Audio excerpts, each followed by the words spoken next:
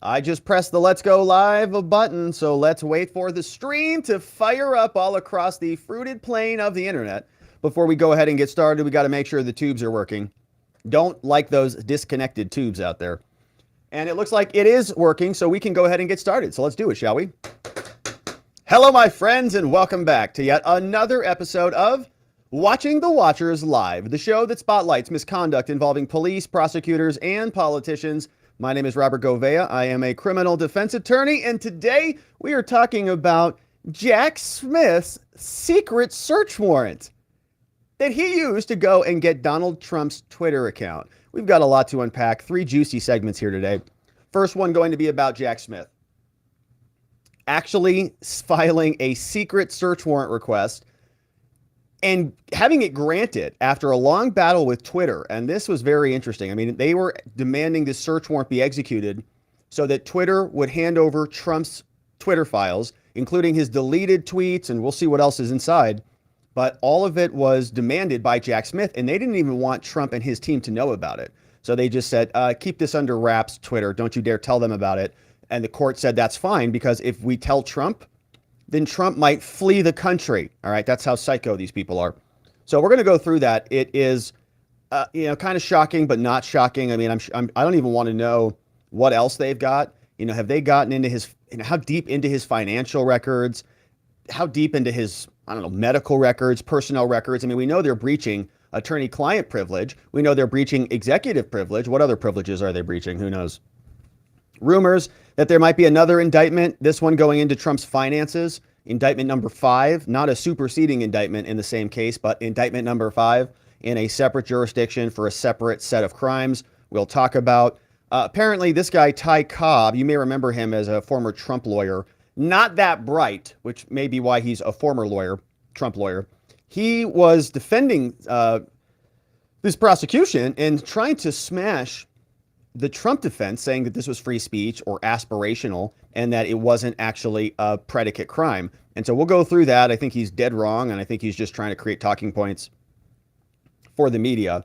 And then Matt Gaetz has this interesting thought, what happens if we wake up and there's just prosecution after prosecution after prosecution? We're on going to be 5. I'm not going to say it 5 times, but you get the point. Is there something Congress can do? Maybe they can step in, immunize him in some way, shape, or form. And we'll check back in with Matt Gaetz on that. Then the Oversight Committee came out and they released a very interesting memo. This is the 3rd memo. We've talked a lot about these before, but this one's pretty juicy because it identifies $20 million in foreign source donos, super chats, from, places like Russia, Kazakhstan, Ukraine. 20 million. For what now? For what? So we're going to go through it. There's a big memo and it details some of the transactions, who's getting paid by whom and how it all works. And so we'll go through that from the Oversight Committee. And then, of course, we've got reaction there from James Comer, who's going to be speaking about it, and other reaction from Kevin McCarthy and our friend Byron Donalds as well. And then in our final segment, we're going to ask ourselves what happened to all of that missing evidence from the January 6 illegally constituted select fake committee. They told us that they did this due diligence and they did a very big book report and they spent a lot of time researching on Encyclopedia Psychoville, and they assembled a report for us. And then that report was supposed to be etched in stone so that we could all review it. And the next Congress would come in and they could check their records and verify that the book report was done appropriately. Well, but lo and behold, one congressman is speaking out. He said that I sent some letters over to Bennie, one of the leaders of this so-called committee, and that they have now confirmed that they have failed to preserve, or this is the allegation from the GOP, failed to preserve the records, which in our vernacular means deleted. However they want to phrase it. Now, we know the Secret Service deleted a bunch of their records. We know that there were a lot of hidden surreptitious records that they don't want to disclose to anybody. And so there was this interesting exchange back and forth between Bennie Thompson, the White House, and Barry Loudermilk, who's a representative, a Republican in the House of Representatives. Yeah, and I wanted to make sure I labeled all this right. We've got 4 letters that we're going to go through. Bennie sends a letter to the White House. Loudermilk sends a letter to Bennie. Bennie responds to Loudermilk. And then Loudermilk responds to the White House. And we're all trying to figure out, where are these records? We'd like to see them. And so, as you can see, my friends, we've got a lot to get to today. Now, I know there is another big story that is percolating, and I was intending to get to it today. I actually have it all mind mapped out already. It is the Michigan fraudulent voters bust that happened in 2020. I've got those police reports out, and I do want to go through those. Don't think we'll get to those today, so we'll be coming back to those tomorrow at some point, either on the members only stream or in the afternoon on our regular time, depending on what the news looks like. But I know there's a lot of interest in that one. We just don't have the time to get to it today. So if you want to join us in all of our efforts and all the things that we're doing, check us out at robertgovea.com, where you can now use our fancy new dark mode. And check this out. You can move the dark mode button wherever you want it. Whoa, baby. Look how fancy that is. Man, this is like super advanced. And I'm serious about this. I dig it. I'm tripping out, man. You can move this dark, if you want it right there, you can put it right in the middle. I don't know why you'd want it there, but you could put it there. And this is a great place where you can get all of the reports and you can get all of the latest details on what we're covering here on this channel. You can also sign up to get access to the mind maps and get the daily newsletter delivered into your inbox. So if you missed the show, you'll get a summary of basically all of this stuff that you see right here. It just shows up in your inbox regularly. I'd love it if you signed up and connected with us, because this is our anti-fragility plan. You know, if YouTube decides to cut the rug out from under us, which they've done before, this is how we'll stay in touch. So thank you for signing up, robertgovea.com, if you want that newsletter. Also, we have an amazing members-only community. We do member-only morning streams. We had a beautiful one this morning where we talked about all sorts of fun stuff. And you can join us at watchingthewatchers.locals.com or as a member on YouTube. We love our YouTube members. And of course, if you're on YouTube, don't forget to grab our private Telegram chat, which is where the chat never ends. It just goes on and on, my friends. Now, before we get into the meat and potatoes on the day, we got to have our vegetables, because it's time to lose a little bit of that leftover weight. We've got some of it floating around. I do too. We've all got to, but we've all tried a couple things, maybe just to lose a little of the leftover stuff. And we know that a lot of stuff doesn't work. It's because it's not very useful. But you know what is? Eating healthy, especially 5 healthy servings of fruits and vegetables every day. You do that, the weight would probably just fall off because you're eating healthier. But look, I know vegetables and fruit, it takes a lot of work to prepare it. The fruit goes bad very quickly. You don't have to worry about all of that with Field of Greens, which is a science-backed formula, specific fruits and vegetables that you won't find in any other product. We know that proper nutrition reboots your metabolism so you burn calories faster and lose weight a healthier way. And Field of Greens is the only brand backed by a better health promise. Yes, you're going to look and feel healthier fast, but the greater proof is going to come at your next checkup when you walk into your doctor's office and your doctor says, I can't even talk. And you're going to say, doctor, it's okay. It's me. It's going to be because you look so good. And he's going to say, tremendous job. Whatever you're doing, keep it up. So let's get you started. Go on over to fieldofgreens.com. Don't forget to enter code Robert when you check out. That way you save 15% off at your checkout on your first order. And remember, the vegetables, they want to be eaten. You don't even have to feel bad about it. Look at these little veggies just popping up. And they couldn't be happier. They are ready to be consumed in your mouth. So go to fieldofgreens.com and get your vegetables. All right. Let's get to it, my friends. Now, we've got some juicy Court of Appeals opinions to unpack. And without any further ado, let's get to it. Jack Smith, the special counsel, so-called, got a secret search warrant to go and raid Trump's Twitter account. These people are opening every single crevice that they can squeeze themselves into. They're used to this type of behavior, and they are doing it against Donald Trump. Now, we have a little bit of a summary here from CBS, or what is this website? If it loads. Okay, we're going to forget that. Now, what we're going to see here, the Court of Appeals issued this ruling, and it is just recently unsealed. They decided it some time ago, and this has been battling for quite some time. We're just hearing about it because it is finished its appeal process. So this has already been something that's happened. We're going to go through that and then hear reaction from Matt Gaetz and a former Donald Trump lawyer, Ty Cobb, about his take on this entire prosecution. So directly to the Court of Appeals, we see this is what it looks like. It is a 34-page filing, an opinion in a sealed case. This filed on August 9th, 2023 out of the D.C. Circuit Court of Appeals. This is the public copy because they sealed the rest of it. All of the sealed information has been deleted because this involves Donald Trump and the special counsel. So you see all the people here who are a part of this, and we now have the circuit judge from the Court of Appeals writing, justifying this search warrant. They say the district court, the lower level court, issued a search warrant in a criminal case, directing appellant Twitter to produce information related to real Donald Trump on Twitter.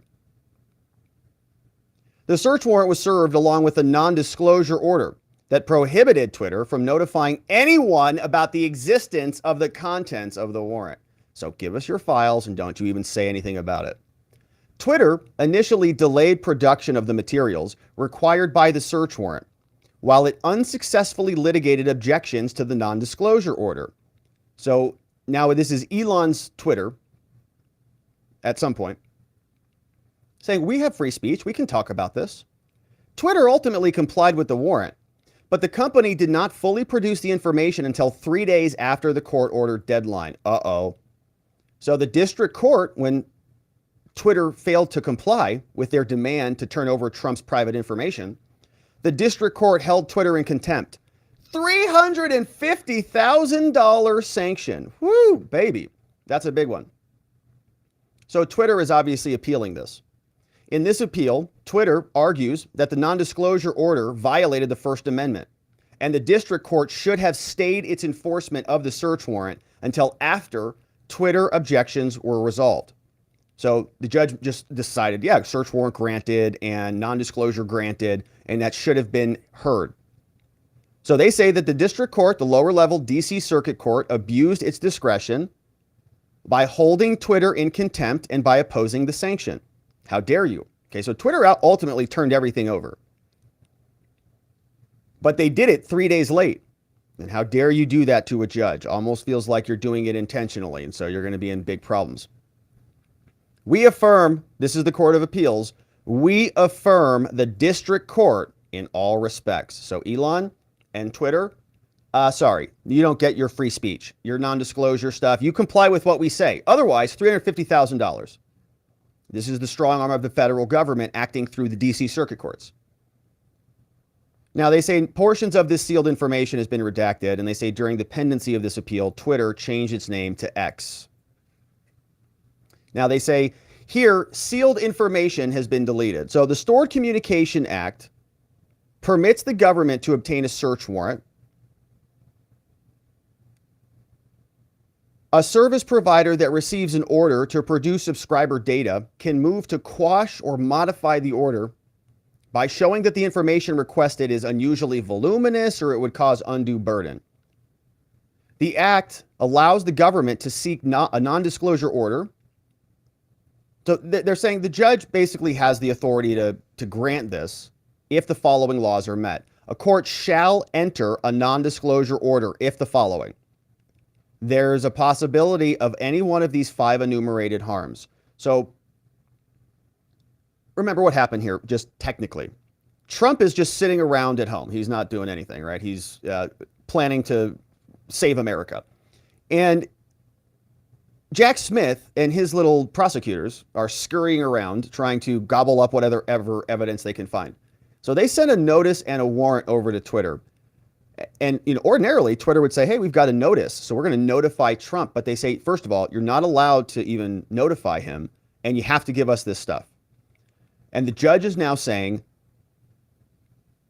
Well, that's allowed if you can prove any of these 5 things. 1, endangering the life or the physical safety of an individual. Okay, so if Trump is notified about this, is anybody's life going to be in danger? I don't know.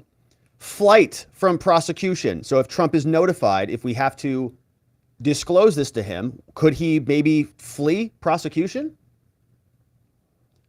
Destruction or tampering with evidence. Maybe he's going to get on Twitter and start deleting his stuff. Or intimidation of potential witnesses. Or seriously jeopardize the investigation. They say that's when the government, right? These rules are all written for them. They all write these rules for themselves. If any one of those harms is met, they can ask for a non-disclosure. So again, we're in the Court of Appeals in DC. This is the DC circuit. So it's almost like the Court of Appeals is just, they're all in the same DC silo. Let's just leave it there. They continue.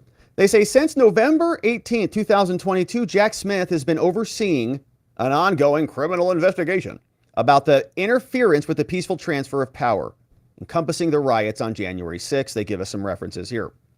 On January 17, 2023 of this year, the government applied for and obtained a search warrant that directed Twitter to produce data and records related to Donald Trump's account. He's already been long suspended, although I think his account may have been reactivated by that time. At the same time, the government applied for and obtained, again from the same court, a non-disclosure order which prohibited Twitter from disclosing the existence or the contents of the search warrant to any person. You don't even get to tell Trump that we're rummaging around through his DMs. All right, don't you dare notify him, lest he catch on. Based on ex parte affidavits, means you don't notify the other side, just one side. The district court found probable cause, so the lower level judge, to search the Twitter account for evidence of a criminal offense. So a DC judge says, oh, yeah, definitely. You have to search his Twitter account. He's an insurrectionist. Moreover, the district court found that there were, quote, reasonable grounds to believe that disclosing the warrant to Trump, if you notified him about it, listen, it would seriously jeopardize the ongoing investigation by giving him an opportunity to destroy evidence, change patterns of behavior. This is a lower level district judge writing. Or notify Confederates. So this lower level DC court judge is just like, all right, the warrant required, warrants approved. The Twitter can now turn over all of the information by January 27th. Non-disclosure order in effect for 180 days. And we've covered these before. What happens after these 180 days is they go and they request an extension and they just say, it's national security, you know, it's ongoing investigation. We need to continue this. And the judge says, oh, sure, another 180 days. We'll see you back here in 6 months. They say the government faced difficulties. This is the Court of Appeals writing. And again, this is like, the way I would frame this would be like, an angry father coming to protect, as the Court of Appeals is the angry father coming to protect his like all-star, son in the DC court, the lower level court. So it's like, let me go ask my father. And my father comes back out and he's like, yeah, my son's 100% right. So it's kind of how's that feel to me? We'll continue. The government faced difficulties when it first attempted to serve Twitter with the warrant and the non-disclosure order. The government tried to submit papers through Twitter's website, but it was inoperative because Elon bought it. 2 days later, on January 20th, the government successfully served Twitter through the website.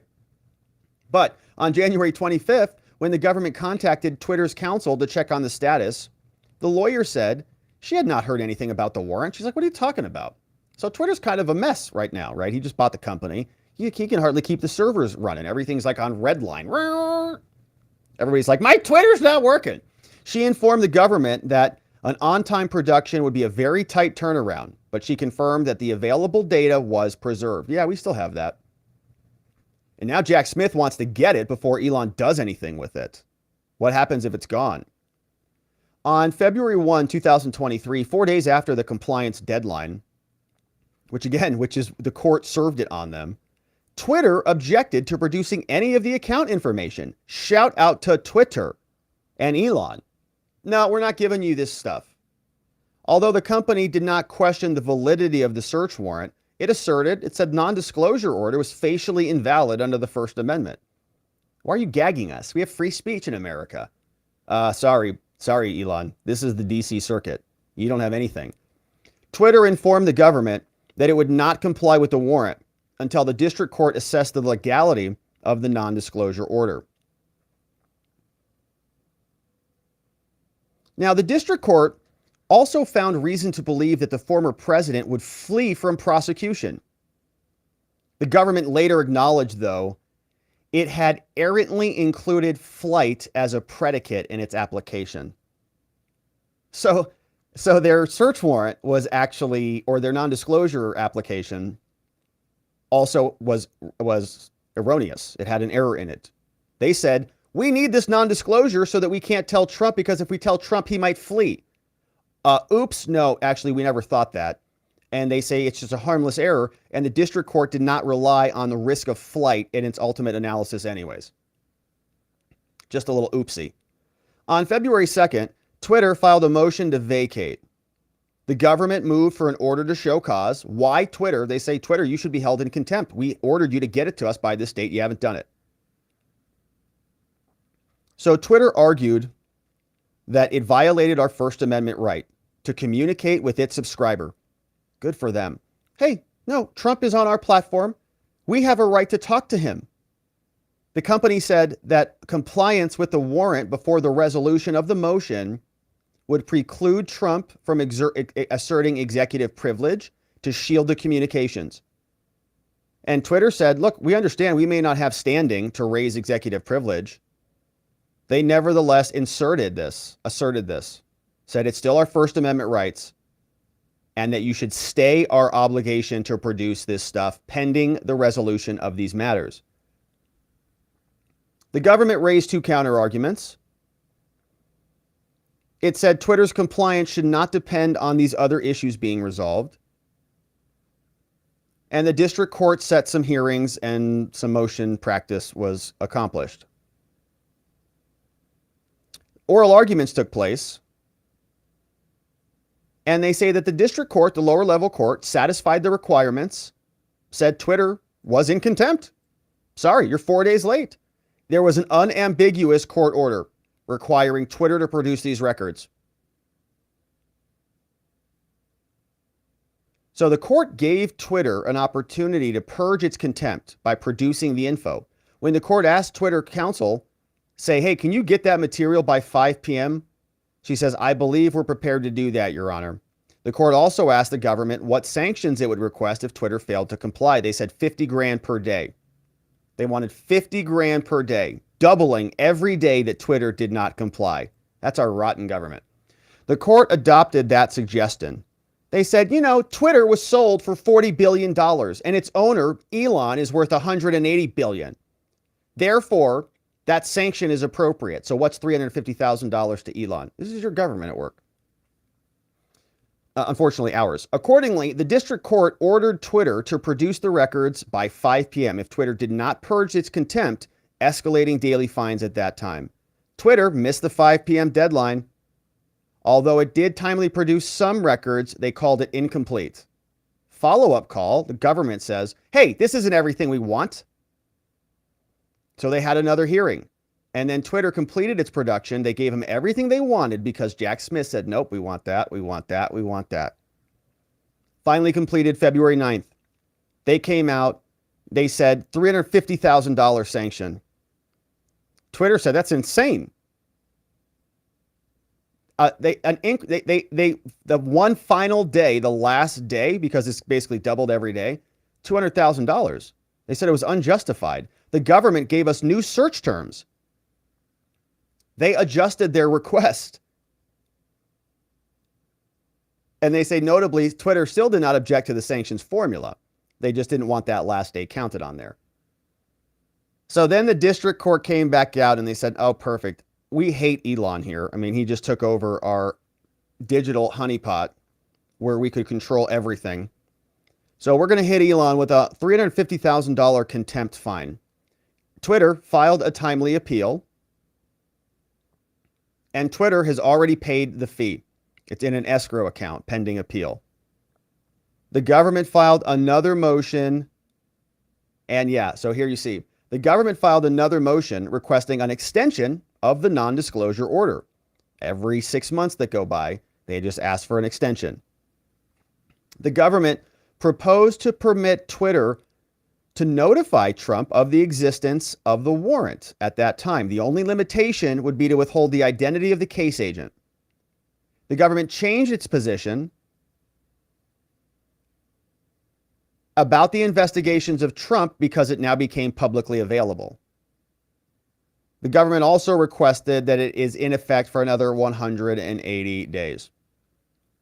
So Twitter raises its arguments, says, first of all, this was an unlawful non-disclosure order. And we have a constitutional right to challenge this. And the lower court level abused its discretion. But the court is not going to agree with them. They say we have jurisdiction to handle this case.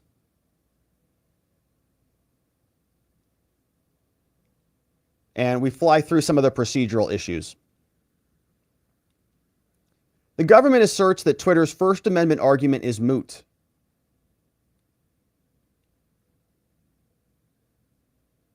A lot of law here. So remember, oftentimes in opinions, we see that the issue is framed out for us. It's the IRAC formula, also known as IRAC. We see the issue framed out. We see the rules. Then we see the application of the facts to the rules. And then we get to a conclusion, IRAC. And so we're going through a lot of these rules. You see all these opinions here.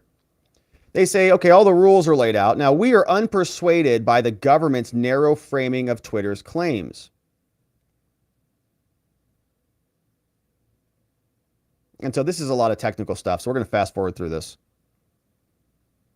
They say this dispute is not moot. It is important.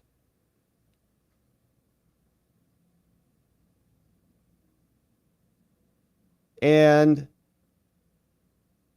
let's get to the merits of the First Amendment claim. Twitter argues that the non-disclosure order is a content-based prior restraint on speech. And they ask about the governing standards. A lot of law here, strict scrutiny. What does strict scrutiny require? They say the government has two compelling reasons why we cannot tell Trump about this search warrant. The government, these were their arguments. One, preserving the integrity and the secrecy of an ongoing criminal investigation into January 6th. They say that was a big one. The government has a very compelling interest in keeping this secret. It's paramount to investigations so that there's no interference with targets. Therefore, we conclude that there was a compelling interest. It's also narrowly tailored. It only limits this to Trump. It's only limited to one Twitter account. And they find that Twitter's arguments to the contrary are not persuasive. We got a redacted footnote down here. Another one.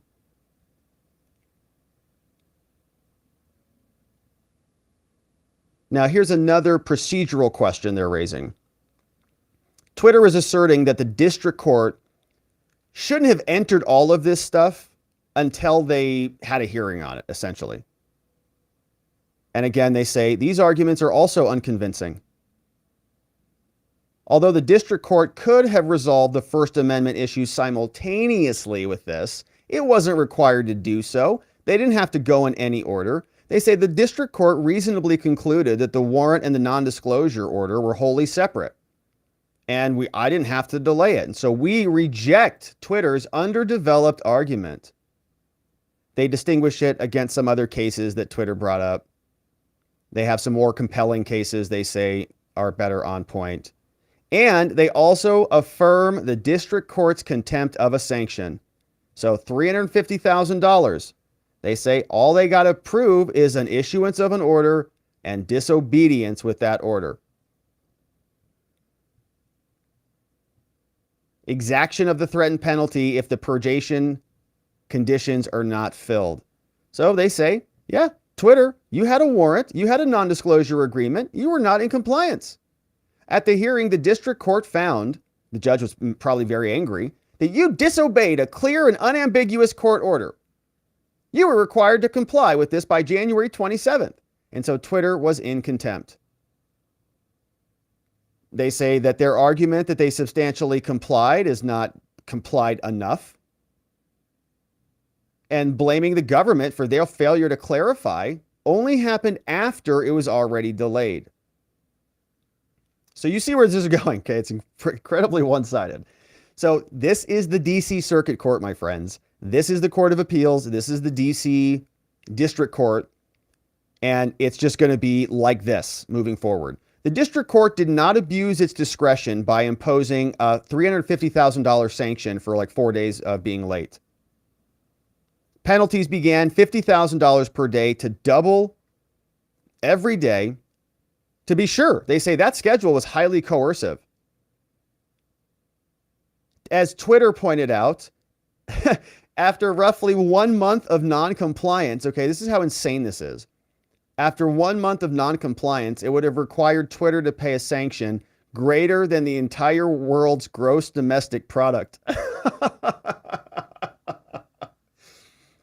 The DC Circuit Court and the United States government, through Jack Smith, were going to sanction Twitter more than the entire gross domestic product of the entire world for not complying with Jack Smith's order. I kind of wish they would have just done it. Again, we're dividing by zero again. They say, while a geometric schedule is unusual and generally would be improper, we uphold the sanction anyways because of this case. Twitter never raised any objection to this. And despite having several opportunities to do so, they acquiesced to the formula. And they say $350,000 for like, what is it, 4 days? Or how does it work? 50,000, 100,000, 200,000, 50 to 100. 100 turns doubles to 2. So why did it get to 350? I don't know. This is too much math for me. But they don't care. They say ultimately imposed was not unreasonable. Given Twitter's $40 billion valuation and the court's goal of coercing Twitter's compliance. So they just say, no, it's just meaningless. It's just tip money for Elon.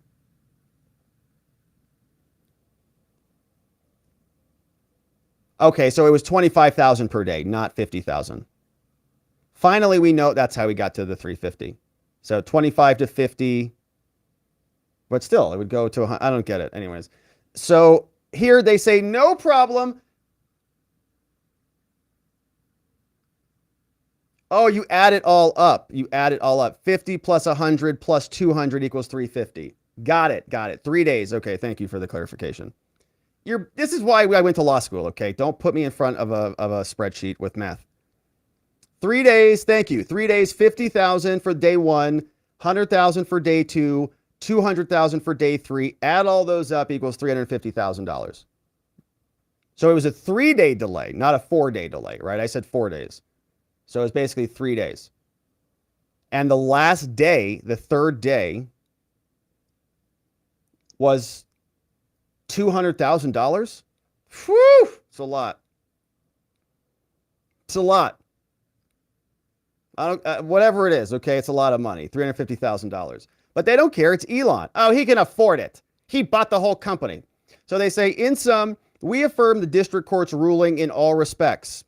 Basically, didn't even need to write an opinion on it. We should have just rubber stamped it. The district court properly rejected Twitter's arguments, and the district court acted within the bounds of its discretion. Finally, the district court followed the appropriate procedures, holding them in contempt, even though this is strange. Twitter had an opportunity to be heard, had a chance to purge it, and so ultimately the court did not abuse its discretion in any way, and therefore Twitter is held in contempt. $350,000 sanction, which has already been paid, it's already in escrow, is now foregone over to the government. Jack Smith is not only attacking Donald Trump, the Democrats are not only attacking senior citizens in Michigan by going after the alternate electors, we also have Jack Smith going after private companies like Twitter, hitting them with sanctions and saying if they don't comply, it's going to be the same amount as the whole entire planet's GDP.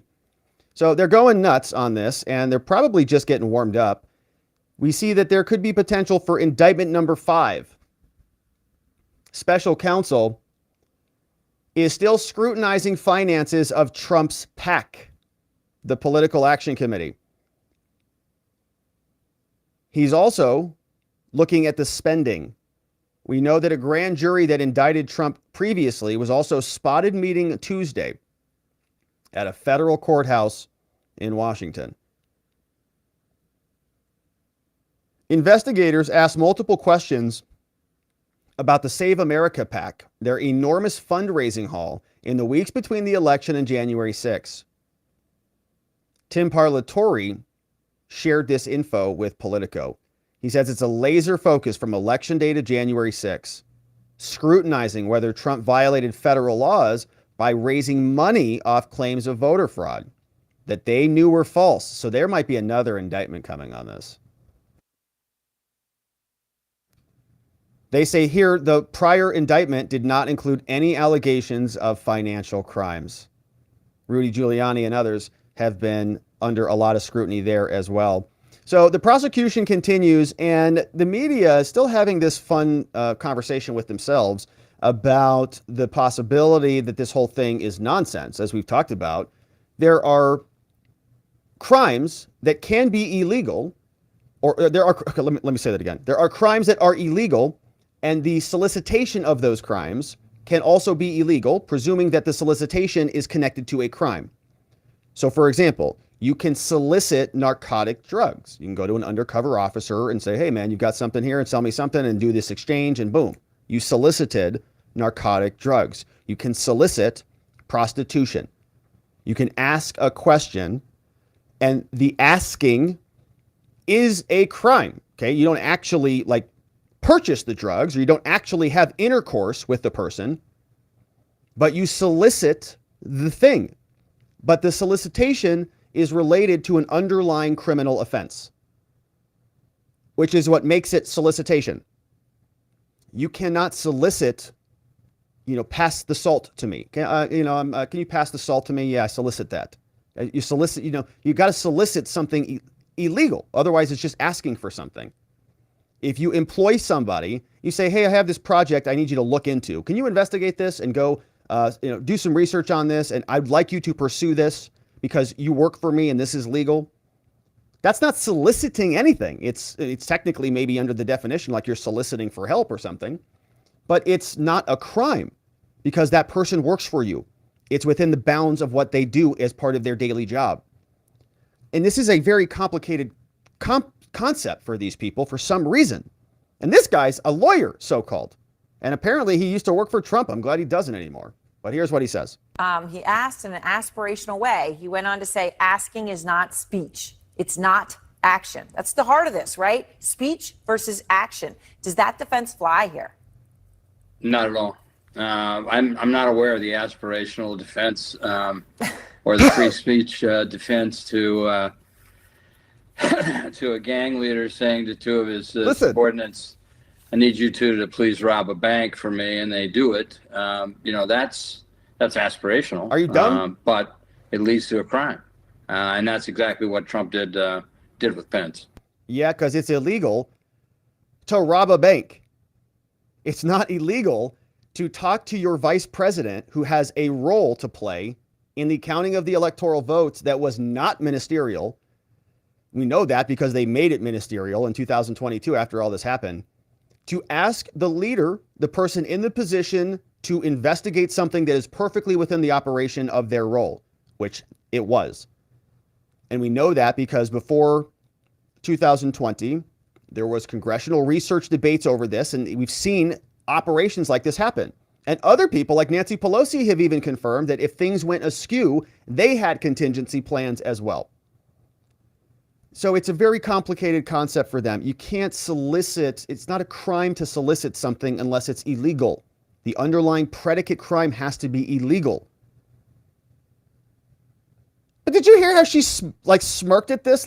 I know, it's so stupid that nobody can even, they're joking around. Speech versus action. Does that defense fly here? Not at all. I'm not aware of the aspirational defense or the free speech defense to to a gang leader saying to two of his subordinates, "I need you two to please rob a bank for me," and they do it. That's aspirational, but it leads to a crime. It is aspirational. I guess they want a bunch of money. What Trump did with Pence.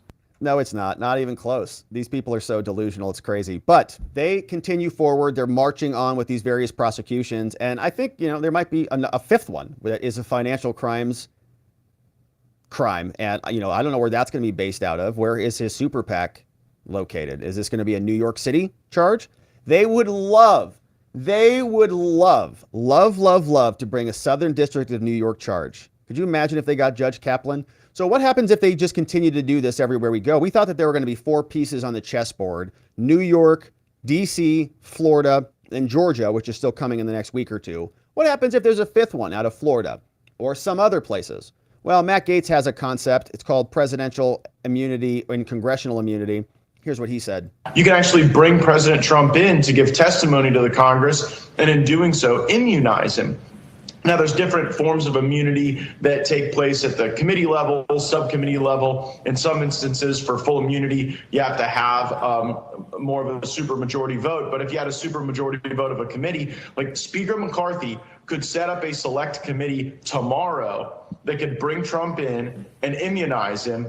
And then we could proceed with the very legitimate investigative work that we're doing of the Bidens and the corrupt DOJ. Unfortunately, none of those things are happening. Instead, Congress is not in Washington, not assembled. And I think the timing is on purpose. No timing in D.C. is ever just, a mere coincidence. And so right as Congress is leaving town, right as we're walking away from our equities, you see this acceleration of activity against Trump. So yeah, let's be specific here, though. So immunize him from what crimes, even if he's under current indictment? Is that including even the obstruction claims? And give us some examples of how this has been used recently. Well, it hasn't been used recently, but obviously we're aware of the ability for any person to plead the 5th. You can dissolve someone's ability to plead the 5th if you immunize them. And so Congress has this ability that's been recognized. It's even laid out in 18 U.S.C.A. 6002 and 6005. If folks want to look it up. But there you've got the ability to say, well, we're hereby compelling your testimony. We're giving you immunity for anything you say to us and anything that would lead to. And so, for example, if President Trump came in and said, I'm here to give you testimony about the witch hunt, the abuse of criminal process that Congress has legitimate oversight equities to resolve. And if he were to say things to us, we could immunize him for that conduct that he were to discuss. Does it take? Very interesting idea. So think about this like in a regular criminal TV show or something, right? You've got 2 co-defendants. They need to flip one of the co-defendants. They've got person A and person B. They really want to get person A. So they go to person B and they say, hey, we're going to give you immunity. All right, you agree to testify against this person, and we're going to dismiss all these charges against you, and you're going to go free. Right? That's kind of prosecutorial immunity. And now they'd say that kind of like what they did with the Hunter Biden deal is that this is a contract between Congress and the president. Just like when Hunter tried to scam his plea deal through, the executive branch tried to say that this was a contract between Hunty Poo and Daddy Vice President and Daddy President now through Merrick Garland. It's just a private kind of contract. And so there's an exchange here. Congress says, we're going to immunize you. We're investigating all of this deep state corruption. Come in and testify. And everything that you tell us as a result of that is now going to be immunized. You're going to be granted this privilege. And so you cannot be prosecuted anything further from there. Fascinating idea. Would love to see if the Republicans got their head together and did something like that, but we'll see if it happens. As we, of course, continue to cover, my friends, and I thank you for joining us and subscribing wherever you're following so that we can continue to see you on the next one. Now, we're not done yet. We're just warming up. We've got a whole bunch of criminality to get to. The Biden crime family marches on and Congress continues to expose them. now releasing a memo detailing $20 million in Biden bribe money. James Comer on the Oversight Committee released this. We've got the full report. It is quite long, and we've got some nice receipts that we'll go through and see exactly what happened here, published by the Oversight Committee in Congress and with reaction from Kevin McCarthy and Byron Donalds, as well as James Comer. But the Oversight Committee published this on their website, taking us there via Twitter. He said, breaking, I just released new Biden family records, bank records, and outline how the Bidens receive millions from oligarchs in Russia, including Kazakhstan and Ukraine, all while Joe was VP. After Hunter received millions, VP Biden dined with these oligarchs in D.C. Isn't it nice to have that type of connection to the White House? This was published August 9th by the Oversight Committee. They say that we now release a third batch of bank records, a memo detailing new information about the committee's investigation into the Biden peddling schemes. The memo outlines how the Bidens and their associates got millions from oligarchs, Russia, Ukraine, Kazakhstan. After the donos, Hunter and his business associates, Devon Archer and others, met and dined with the president. Why? To sell the brand. And so they published this full report. Let's dig right into it. You can see this was drafted as a memo from James Comer, also copied here, Jamie Raskin from the Committee on Oversight and Accountability. This is 19 pages. August 9th to the Committee on Oversight and Accountability majority members. They tell us. The committee staff is now releasing the third bank memo to apprise the members of the corruption and the peddling schemes. On March 16, 2023, staff issued the first memo, so congressional staff, and that highlighted Biden and the family using Robinson Walker LLC, one LLC, to get money from China. That was memo number 1. Then on memo number 2, staff issued a second memo, which also focused on Romania and additional Chinese money. So we've got number 2 there. So both of those are China. Now, the third bank records memo serves to inform members of the Biden family relationships with other foreign entities like Russia, Ukraine, and Kazakhstan. So how did they get all this? Comer says, well, we had to subpoena a bunch of different bank records, 6 of them, in fact. We got thousands of records. The committee subpoenas were tailored to specific individuals and companies engaged in business activities with Biden family members and their associates. The committee has not yet subpoenaed bank records for members of the Biden family. So these are only business activities with Biden family members and their associates, but not the family members themselves, which is just like a treasure trove. Committee staff will continue to release new info as information is uncovered. They say that the committee staff tells us the following. We have now identified, look at this, over 20 million in payments. 20 million, which is actually, not that much. I mean, it's a lot. I mean, don't get me wrong. It's corrupt as can be. But I was thinking about this. Like, weren't the Clintons getting like 120 to like 200 million for their corrupt Clinton Foundation? Wasn't that right? It was like nuts. And so I was thinking, okay, first of all, this is probably just scratching the surface. I would imagine there's probably close to 100 million bucks in there if you went through it. Like I'd imagine this is what we can see. Imagine what we cannot see. And also, we are only, I would imagine, in banks that they have jurisdiction over. There are also foreign banks that the Congress just can't access. The U.S. Treasury just can't access. So 20 million is believe me, a ton of money. I shouldn't have said not a lot.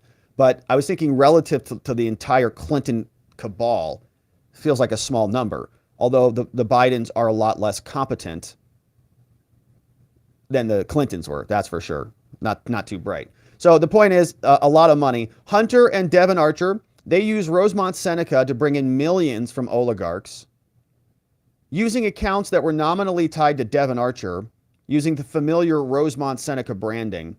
Hunter received incremental payments from foreign sources. They tried to hide the source and the size. In 2014, Russian oligarch sent $3.5 million to a shell company.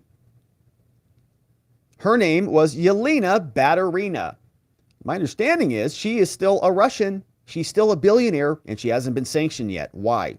Close with the Bidens. Transferred $3.5 million to Rosemont Seneca. $1 million was then transferred to Devon Archer. The remainder was used to fund a new company called Rosemont Seneca Bohai, which Devon and Hunter got other foreign wires.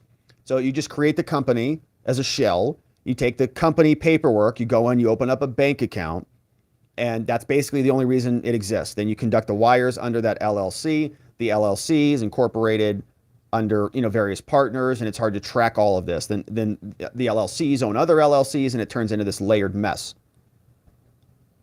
In spring 2014, a Ukrainian oligarch placed Archer and Biden on the Burisma board, paid him $1 million each year. Burisma and the corporate secretary, Vadim Pozharsky, he worked on behalf of the Ukrainian oligarch, the guy who owned Burisma, Mikhailo. Hunter was initially hired by Burisma as a lawyer. And other people, Pozharsky, Zolchevsky, they met with Hunter at a conference in Italy, Lake Como. Sounds beautiful. They decided Hunter would work on the board of directors with Devon Archer. Then Vice President Joe Biden visited Ukraine soon after their first payments. Payments from Burisma for both Devon Archer and Hunter were wired to Rosemont Seneca Bohai. Payments were then transmitted in incremental amounts to Hunter's different bank accounts. All right, now this is just a summary. Hopefully we get some nice documents. In April, a Kazakhstani oligarch wired the exact price of Biden's sports car. To a bank account used by Archer and Biden. In February 2014, Hunter met with Keynes in Washington. Rakishev worked closely with the Prime Minister of Kazakhstan. In April, Kazakhstani oligarch wired $142,000. Wow. The next day, the payment was made from Rosemont Seneca for a sports car for Hunter Biden in the amount of $142,000. Man, Hunter just solves so many problems. It's like a bonus. Oh, you want a sports car? Yeah, a Kazakhstani oligarch just wires the money. Like Venmo. Hey, let me give you back your $10 for lunch. $142,000. Just go get your car. Archer and Biden then arranged for Burisma executives to visit Kazakhstan in 2014. They evaluated a three-way deal among Burisma, China, and Kazakhstan. Hunter got millions of dollars in payments from Yelena Baturina. And then Biden had dinner with them in spring 2014-2015. And look, Joe Biden told us none of this happened. So even if you're going to say that, well, this is all Hunter's stuff, Hunter did this and Hunter got the car, and who cares if he got the car, and it's just Joe Biden didn't get the car and all that stuff, right? Joe Biden lied to us directly. He had dinner with these people who were paying Hunter Biden millions of dollars, lied to us directly to our faces multiple times. I never spoke to him. I never talked to him about business at all. He's having dinner with them and they're paying Hunter millions of dollars. And that alone is demonstrating value, as Devon Archer confirmed. They say Biden lied about his family business deals, no doubt. The committee has revealed millions of dollars have come into Biden family bank accounts from foreign sources: China, Romania, Kazakhstan, Russia, Ukraine. Independent whistleblowers, sworn testimony from criminal investigations have corroborated this. Testimony from Hunter's former business partner, Devon Archer, also supports this. No one in the Biden administration or the minority has explained what services, if any, the Bidens or their associates provide in exchange for $20 million in foreign payments. It's excess. It's brand. That's it. They continue. Joe Biden was the brand.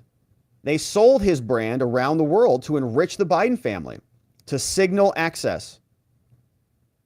They say Vice President Biden himself in person met with significant periods of time with those individuals or their representatives. he joined 20 phone calls on speakerphone with foreign oligarchs who paid tons of money to Hunter. Now, they're pre-butting this response that we hear a lot about.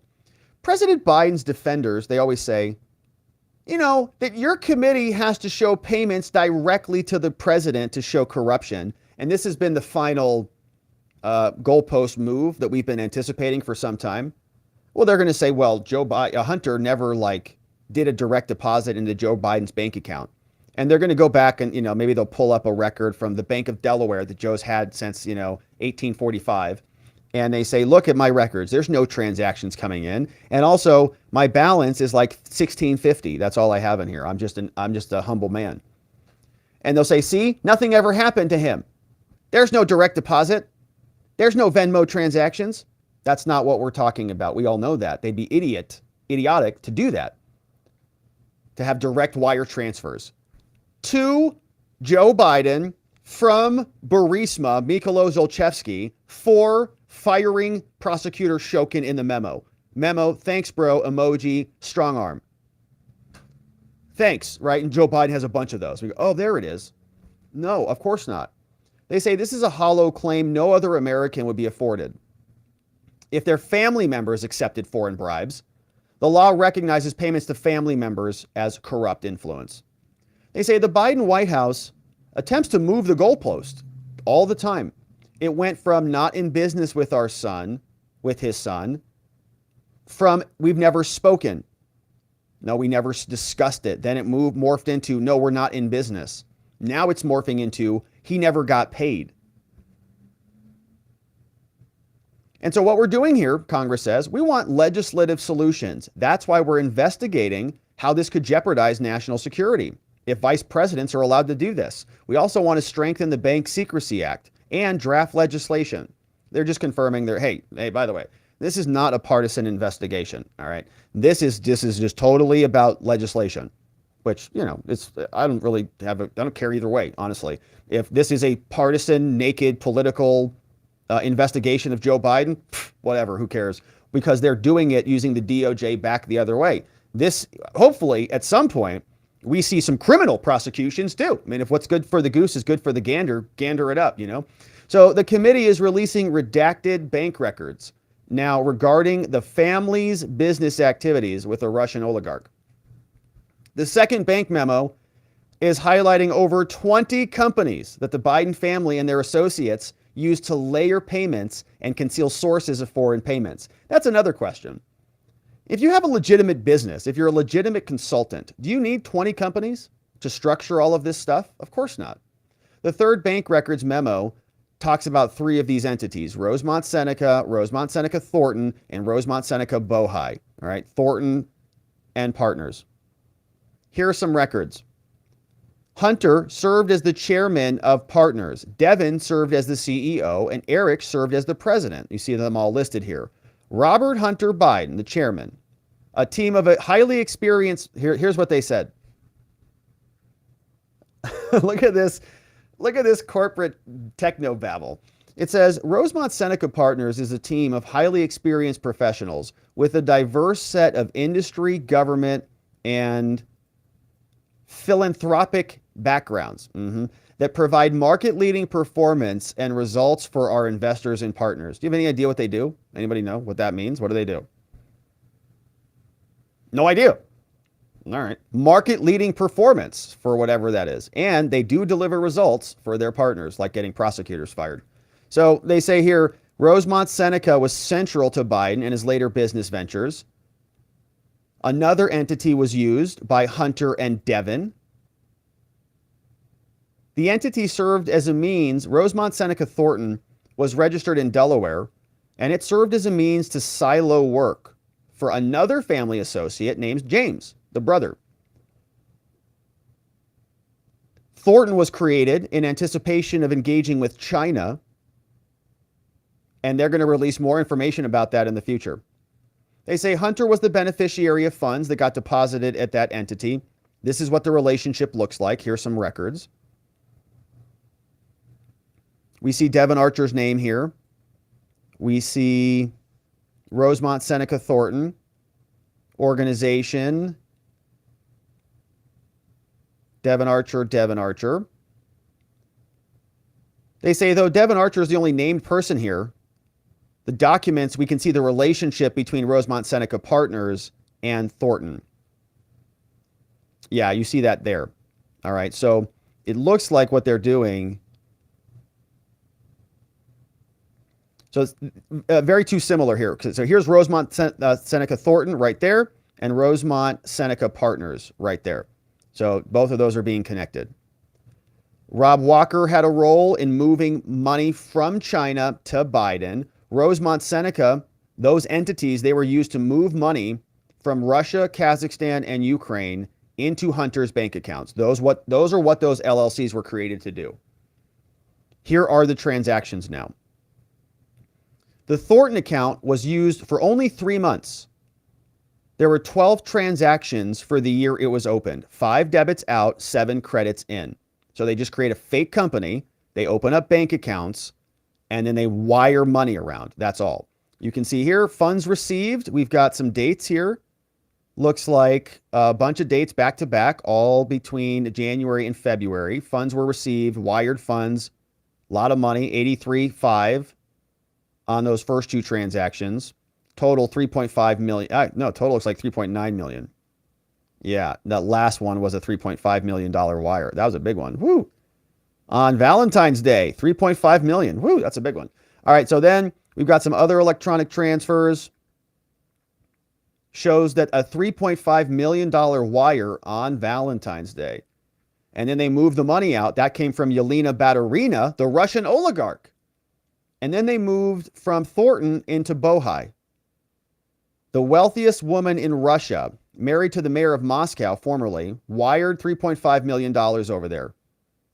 Hunter's the chairman. After receiving the wire, no other money came into Rosemont, only 2 wire transfers went out.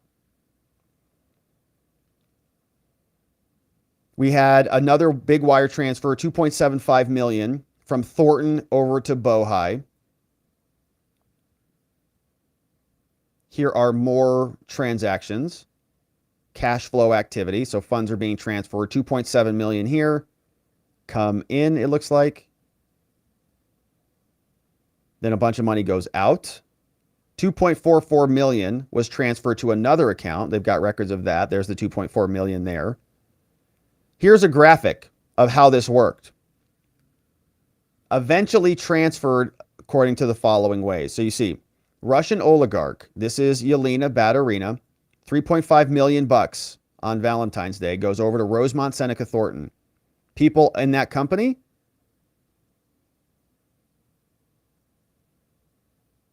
looks like it's managed by Hunter, Devon, and Eric. 2.75 they move to another fund called Rosemont Seneca Bohai.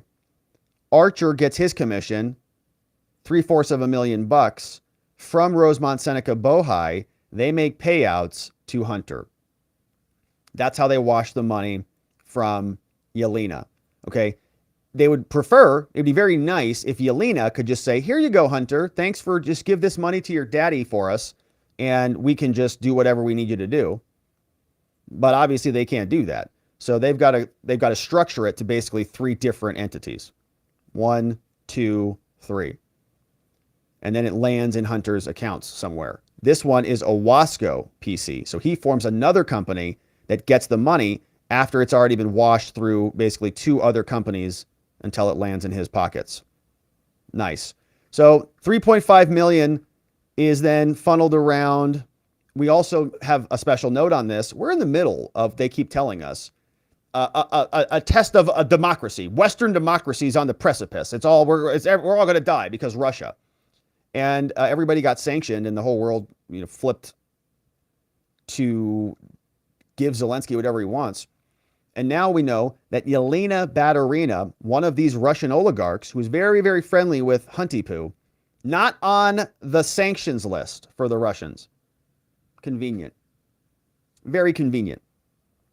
Now, the committee is also releasing records about Kazakhstan. Hunter met with Kazakhstan in D.C. In email correspondences, they're talking about meeting up. Some people have gone to prison 18 years for treason that they were associating with. Hunter got 142 grand for a sports car. You see it right there. There it is. Funds transferred. An Amex payment, which is an automatic bill payment, 17,000.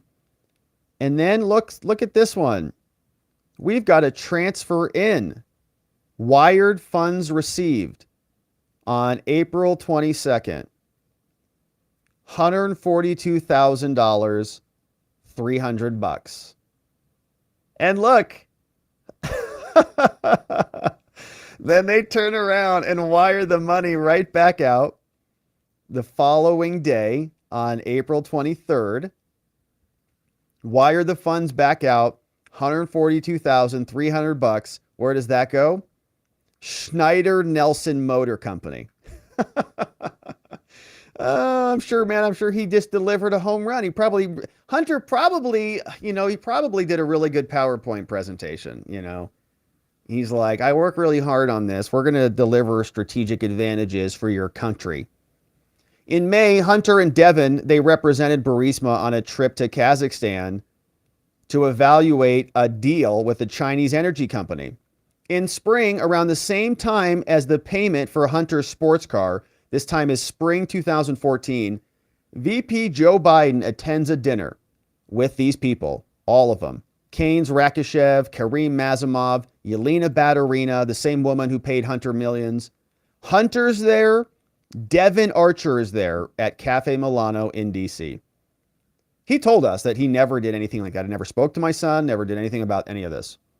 These are all people who are paying him literally millions. Millions. Additionally, on April 16, 2015, VP Joe attended a dinner with the same people, Karim Mazimov, Hunter, and Devin, and others at Cafe Milano again, just about a year later. Here's another picture. Oh, these two. Yeah, and Hunter looks like he doesn't look so hot there. He looks like he's right in the throes of, his addiction. Teeth falling out of his head. It's not a good look. And so probably right around the same time, a lot of this laptop stuff is being spread around. And there is Joe Biden, who says, I never talk with my son about business. I never hang out. And we only talk about the weather. There he is with Karim Mazimov and Keynes Rakishev. It's a pretty powerful picture to take. Okay. People want to take pictures with powerful people because they go back to their businesses and they say, look who I have access to. Look who I am. It's crazy to think that that's not delivering value. And Joe Biden's like, no, these are just his friends. We're just talking about pudding. No, he knows what he's doing. He's in on this whole thing. He's not going to escape it. In early 2014, Devin Archer assumed a position at the Burisma Board of Directors, assumed a position on that board, met with Posharsky, got paid $1 million per year, $83,000 per month. They got $3.32 million, all payments that are produced below. Look at that. Here it is. Rosemont Seneca Bohai. 83,000, 83,000. Boom, boom, boom, boom, boom. Man, it's good to be a VP, son. 83,000 a month, every month. Look at that money, man. 3.3 million. IRS whistleblower testimony. They say they earned 6.5 million in total for their work. You get prosecutors fired, it's pretty valuable. Hard to get that done. Not many opportunities to threaten to withhold $1 billion of foreign aid. We've got funds received, $83,000. There it is. All from Burisma, one after the other. Burisma. Wire funds sent. Wire funds went out to Robert Biden. So that came from a bank account. So Hunter takes a $15,000 distribution. Another confirmation number here. Funds transfer, don't know where that one went out to. And they're not even into their personal bank accounts yet. So in conclusion, the committee tells us that we have provided the third memo. We've got evidence, Russia, Kazakhstan, Ukraine, a massive pattern. There is a pyramid of corruption in Russia. The committee's identified $3.5 million that benefited the Biden family. $142,000 for a sports car, $6 million spent to investigate the prosecutor in Ukraine, $3 million from Romania that benefited the Biden family, $8 million that benefited them from China, from Xi Jinping. In total, thus far, and this number is going to balloon, no doubt, over $20 million from foreign sources. Rosemont Thornton, Rosemont Bohai, both used for funds for Hunter. Thornton cleaned the money from $3.5 million from Russia. And ultimately, Bohai got the $2.75 million there as well. Congress says, all right, we've issued letters to individuals for their documents, and we're going to continue to engage in accommodations with this process. The committee is committed to rooting out fraud, waste, and abuse that exists at the highest level of the federal government. And so that is what the memo looks like. Here is James Comer explaining a little bit about what else we can expect. James Comer released those transcripts and sort of... Well, every 2 weeks, we produce more evidence of wrongdoing by the Biden family. We produce more links to Joe Biden, and yet the mainstream media continues to turn a blind eye. I keep thinking at some point they're going to break, and we're seeing some movement from certain networks like CBS, but we still have a long way to go. But the one thing that drives me crazy is anytime I go down into a SCIF and get a briefing from the FBI, or anytime we do a transcribed interview like we did last week, you'll either have Jamie Raskin or Dan Goldman come out and tell the press complete lies about what we just heard, and the press will run with it. We produce bank records, we produce evidence, everything that I've said about criminal activity by the Bidens, I can back up with evidence, yet one member of the House Oversight Committee on the Democrat side can come out and tell a narrative to the press, and they run with it. Congressman, I've heard you say on several occasions, this is the beginning. You've essentially just begun the deposition phase, starting with Devin Archer. There are a lot of other characters in this, Eric Schwerin, Hunter Biden himself. Can you give us some expectation of what's to come with the deposition phase? Yeah, well, we have other people like Devin Archer who were in business, so to speak, with Hunter Biden. I hate to say in business because they didn't have a legitimate business. Their business was influence peddling, and that's what Devin Archer testified in the transcribed interview. They were simply selling the brand, which was Joe Biden. This is what Devin Archer said. They got paid because people needed access to the federal government, and they knew that Hunter Biden was Joe Biden's son, and if they needed something, and they always did need something, because every one of these entities that were paying the Bidens the millions and millions of dollars, they were people with issues in their country. They were under investigation for corruption, many of them. They were crooks, so to speak. So we're going to bring in additional people. There are about 5 or 6 people whose names were also on these shell companies, these fake companies that the Bidens were using to launder money from these foreign nationals. Remember, the process involved a foreign country or foreign national wiring money to a fake company. Then the fake company would then turn around and wire the money to the Biden family members. They did this to hide the source of the revenue because they weren't supposed to get money from many of these countries. And secondly, they did it to hide from the IRS so they wouldn't have to pay taxes. I mean, the number of laws that have been broken by the Biden family is staggering. And what we saw last week in the transcribed interview, Joe Biden knew all along who they were getting money from and why. Real quick, Mr. Chairman, you were in the room. What was the disposition of Devin Archer? I mean, nobody closer to it than him. Was he reluctant? Was he relieved? I mean, what was the mood in the room? Well, I had the staff lead the deposition. I didn't want a lot of members in the room because that makes the witness uneasy. We had Andy Biggs and Jim Jordan in the room. I was on the phone. But at the end of the day, Devin Archer was under a lot of pressure. Look, the Department of Justice sent him a letter on Saturday. They sent him another letter on Sunday. There was constant communication from the Biden legal team trying to intimidate and harass our witness, trying to encourage him not to cooperate with the House Oversight Committee. They are doing this with our other witnesses. But we're going to continue to bring people in. We're going to continue to get bank records. In fact, hopefully next week, we're going to release more bank records that show more suspicious wires from our enemies around the world that were going into the Biden family's back pocket. So I think they're just getting started. There's going to be a lot more to come, and they haven't even tapped into their records yet, right? The actual Biden family records. And you heard him say that there were other people who own ownership in some of those companies. And so the structure of the LLCs, when they form these companies, they say, okay, these people are members or managers, or this is the structure, the corporate structure. Who are those people who are on the list? And there will be more of them that they will, I imagine, send letters to. And then if they don't respond to their request for an interview or a depo, compulsory process to follow. Kevin McCarthy's also talking about this, saying, the evidence is just starting to mount. This isn't about Hunter Biden. This is about paying to play for the Biden family, because the money goes to 9 different members through shell companies, much like the informant said.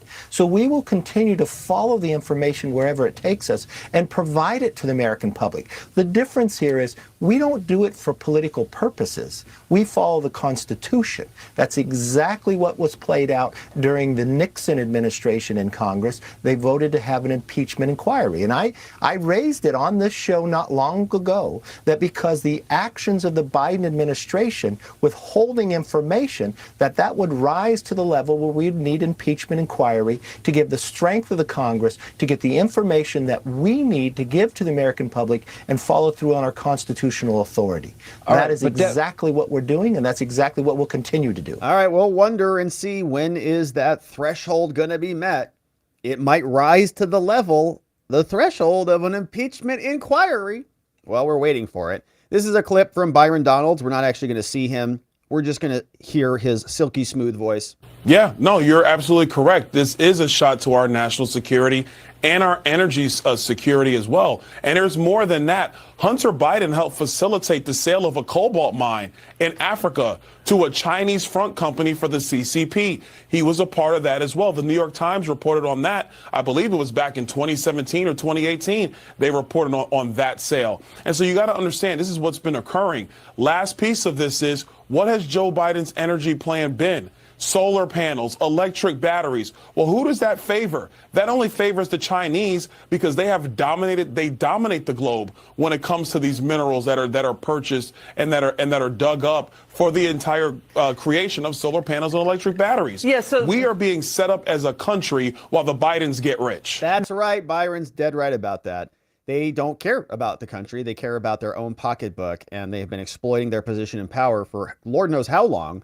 And fortunately, we've got Congress that is starting to crack this shell open up Pandora's box, and hopefully they continue to march forward. We will continue to cover, my friends. Thank you for subscribing and following along as we carry forward, and we'll see you on the next one.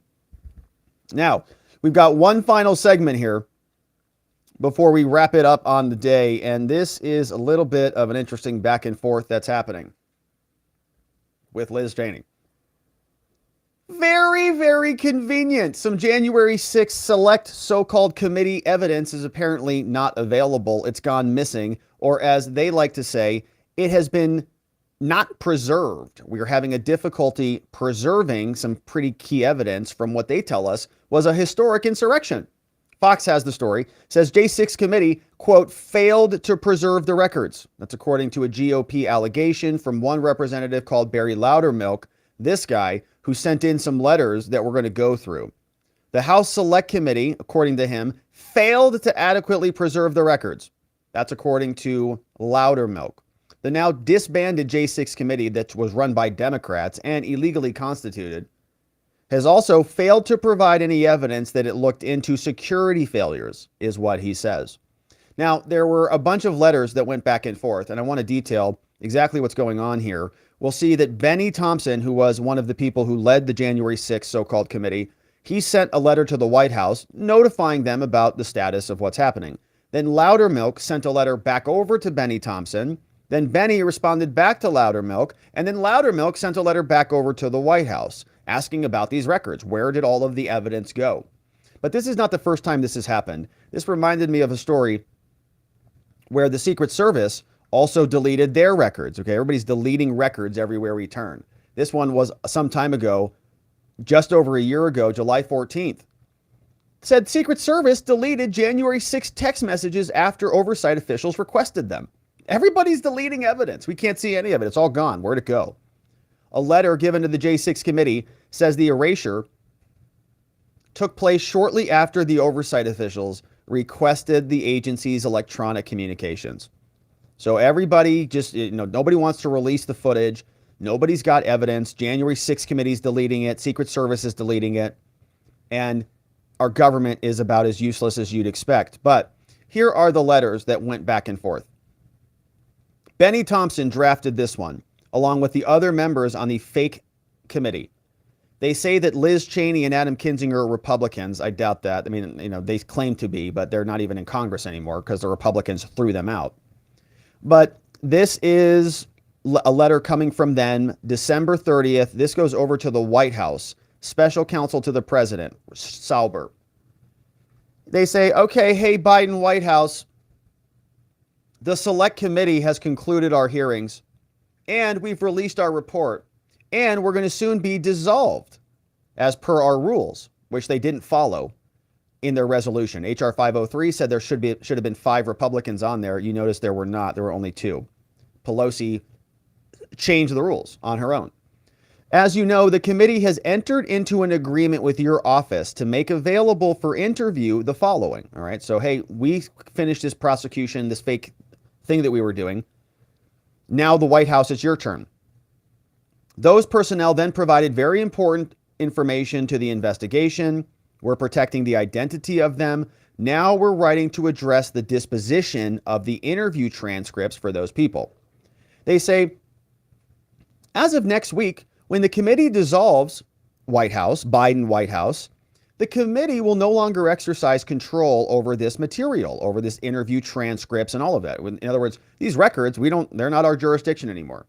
And thus, we cannot ensure the enforcement of the commitment to maintain the confidentiality of the identity of the witnesses. And so, pursuant to longstanding House rules, the official records will be archived and passed over to the archives, National Archives. This will protect everybody.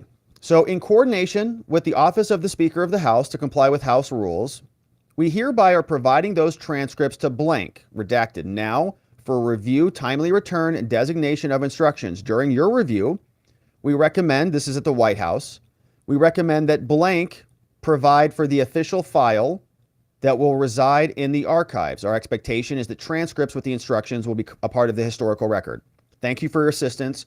So basically, the J6 committee, Liz Cheney, who got fired by Wyoming,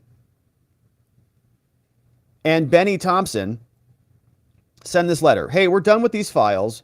We're going to turn them over to the National Archives, but we do think that you should probably look at them first. We entered an agreement with your office at the White House to give you these files. And then we're giving those transcripts to this person now for their review. And during that review, we recommend that this person provide the official file to reside in the archives.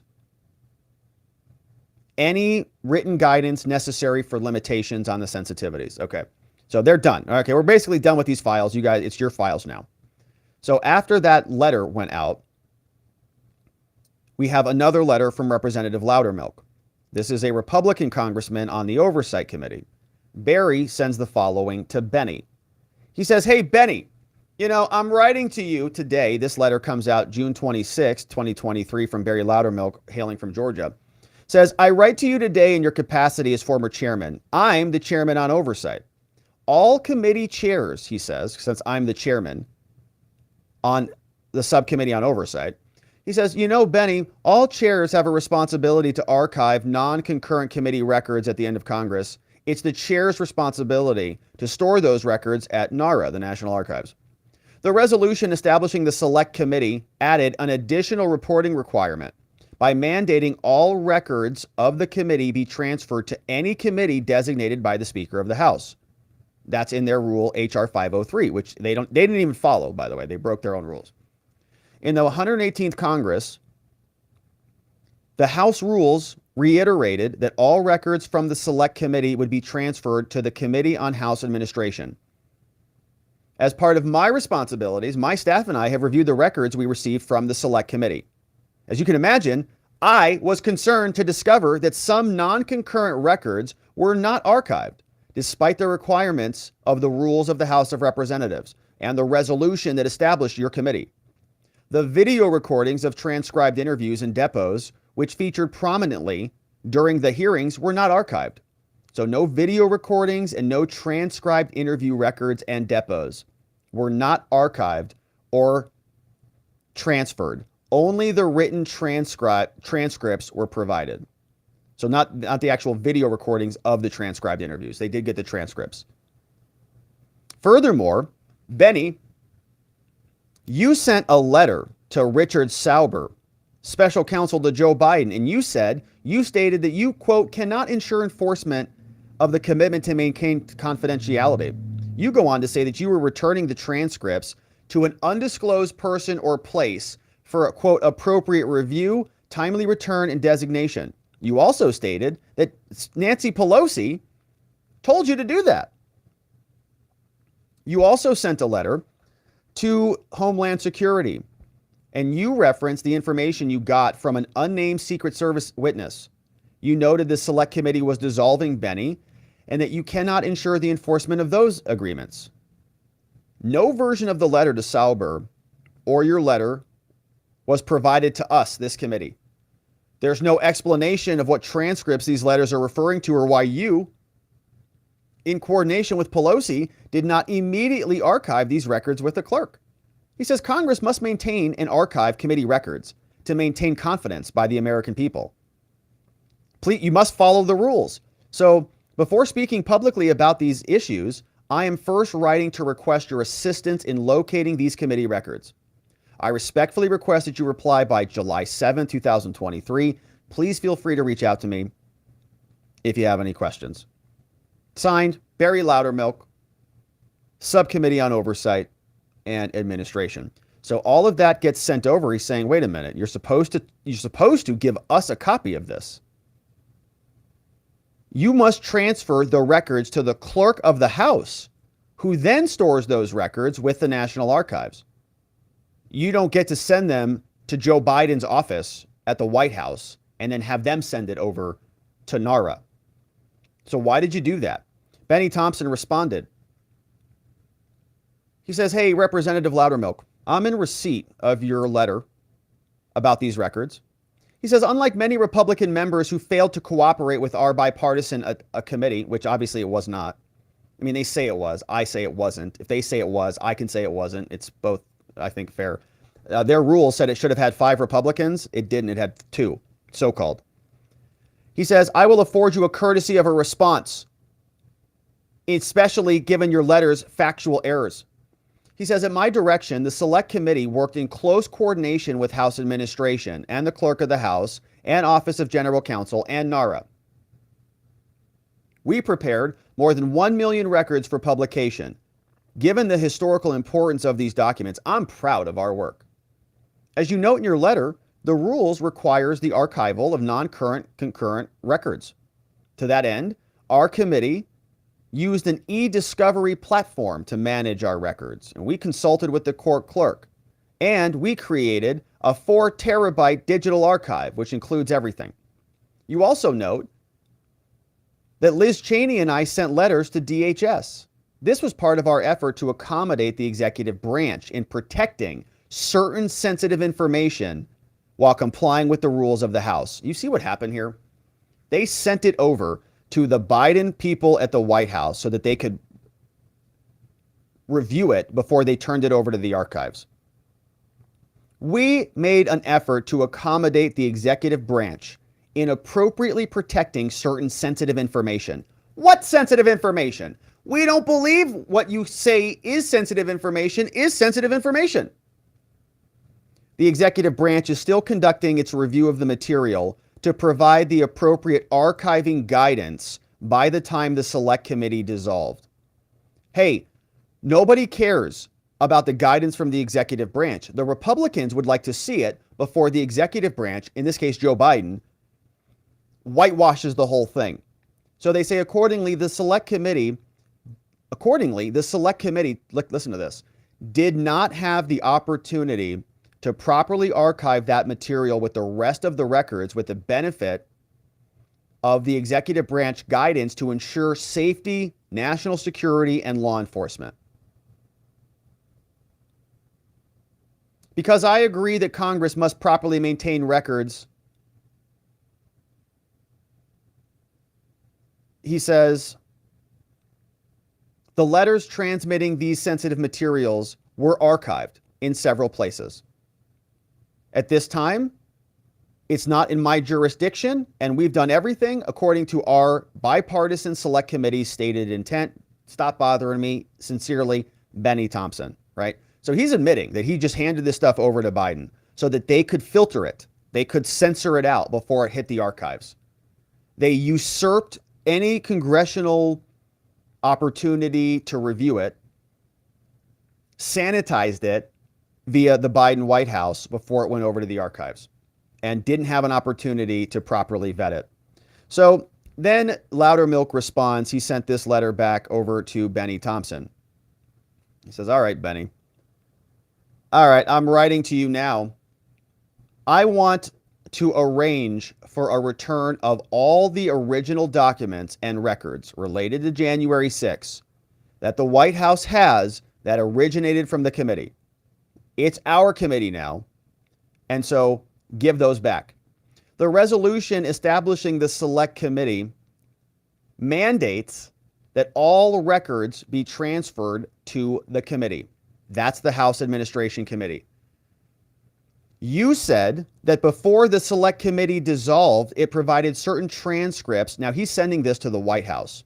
So he's sending this over. He says, okay, hey, Bennie Thompson, Richard at the White House, he told me he gave you guys a bunch of files. I'd like those files back. He says it provided transcripts for your, quote, appropriate review and your timely return. However, it's not clear which transcripts were provided to you. Additionally, the National Archives confirmed this committee is not in possession of the aforementioned letter. As such, I wrote to Mr. Thompson inquiring about those missing records. In his response, Mr. Thompson stated the records were, quote, loaned to the White House. Thompson admitted the select committee did not archive these committee records as required by House rules. Didn't do it. He stated the committee did not have the opportunity to properly archive that material with the rest of its records. Oh, man. So he deferred it to somebody else. He says the heavily redacted letter that memorializes the loan of the documents to the White House was published. And so now I ask for the following from you. I want an unredacted original copy of the letter that Thompson sent to you. Let me see what's in there. I want all original copies of the documents that were referenced in the letter. Anything about the loan agreement between your office and Bennie Thompson. The name of anyone made available, if not named, all unredacted correspondence between you, the Biden White House, and the Select Committee, all documents that were transmitted. If you have any questions, please let us know. Otherwise, I'll be looking forward to hearing your response, including the digital and physical materials, when they're delivered to our administration committee. Sincerely, your friend, Barry Loudermilk. So what an absolute joke.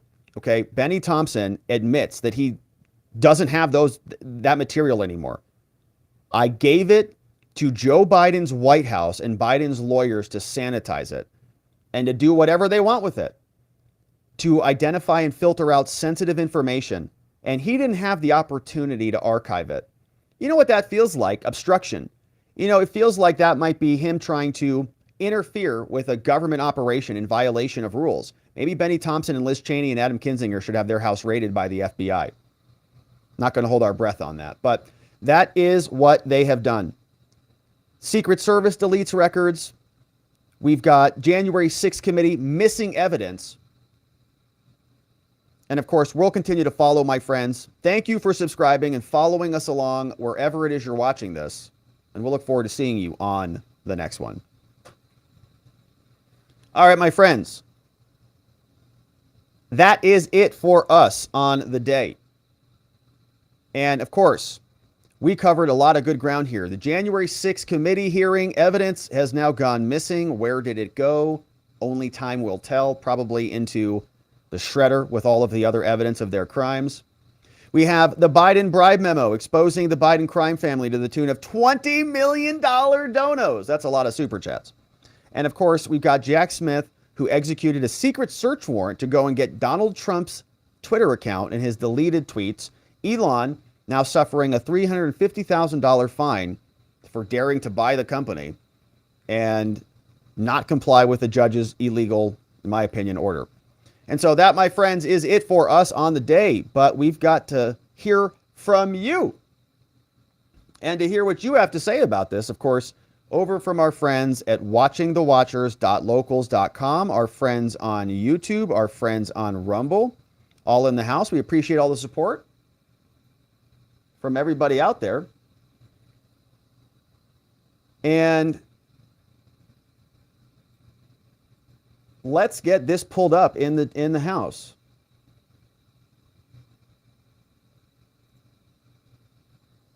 We've got Dolphin Fan in the man starting us off on this lovely day. Thank you, Dolphin Fan. With 5 new membos coming in the house. We've got Beautifully Inappropriate, Knowledge. We've got Pry Matrix, James Fitch, and Twitch Twice Upon a Time from Dolphin Fan is the man, bringing in 5 new membos over to our YouTube community. And I forgot to mention our new website, which is another place where you can connect with us and join our community. If you go to robertgovea.com, this is where you can get access to all of the mind map materials that we just went through. Sign up right here to get the mind map access along with the mind map tutorial. And you can also grab the daily reports on all the things that we're covering here at robertgovea.com. You'll notice there's a big button there to join our locals community, which is a great place to become a member. Dolphin Fan also brought in some YouTube members, and our YouTube members, don't forget to grab the Telegram link because we're not done quite yet here. We're gonna, as soon as we're done here with these comments, we're gonna go into our after party. We'd love to see you on Telegram when we are done. And so we'll be there soon. Thank you. Dolphin Fan is the man. We've got a shout out to Leaf Blower Guy in the house, courtesy of Geegum Geegum, our meme smith. Leaf Blower Guy hitting that like button. Shout out to the Leaf Blower Guy. We got Jameson says, 3 hours sleep, full caseload, but the email has been sent to you. Think other YouTube lawyers would like it. From 2012, Jameson. Jameson, get some sleep, brother. You got to get more sleep than that. 3 hours? It's not good. Maybe you can function on 3 hours. I can't function on 3 hours. I get very cranky. But thank you, Jameson. Doing some very serious legal work out there, and I appreciate you being here. And for your dono, I'll take a look at it. We got Zach Wilson says, Hail Mama Pelosi. Give me some Chan-Chan. Trump 2024. I don't even know what that said, what that means. Hopefully that's not an illegal phrase. However, Nick Wilson, Hail Mama Pelosi.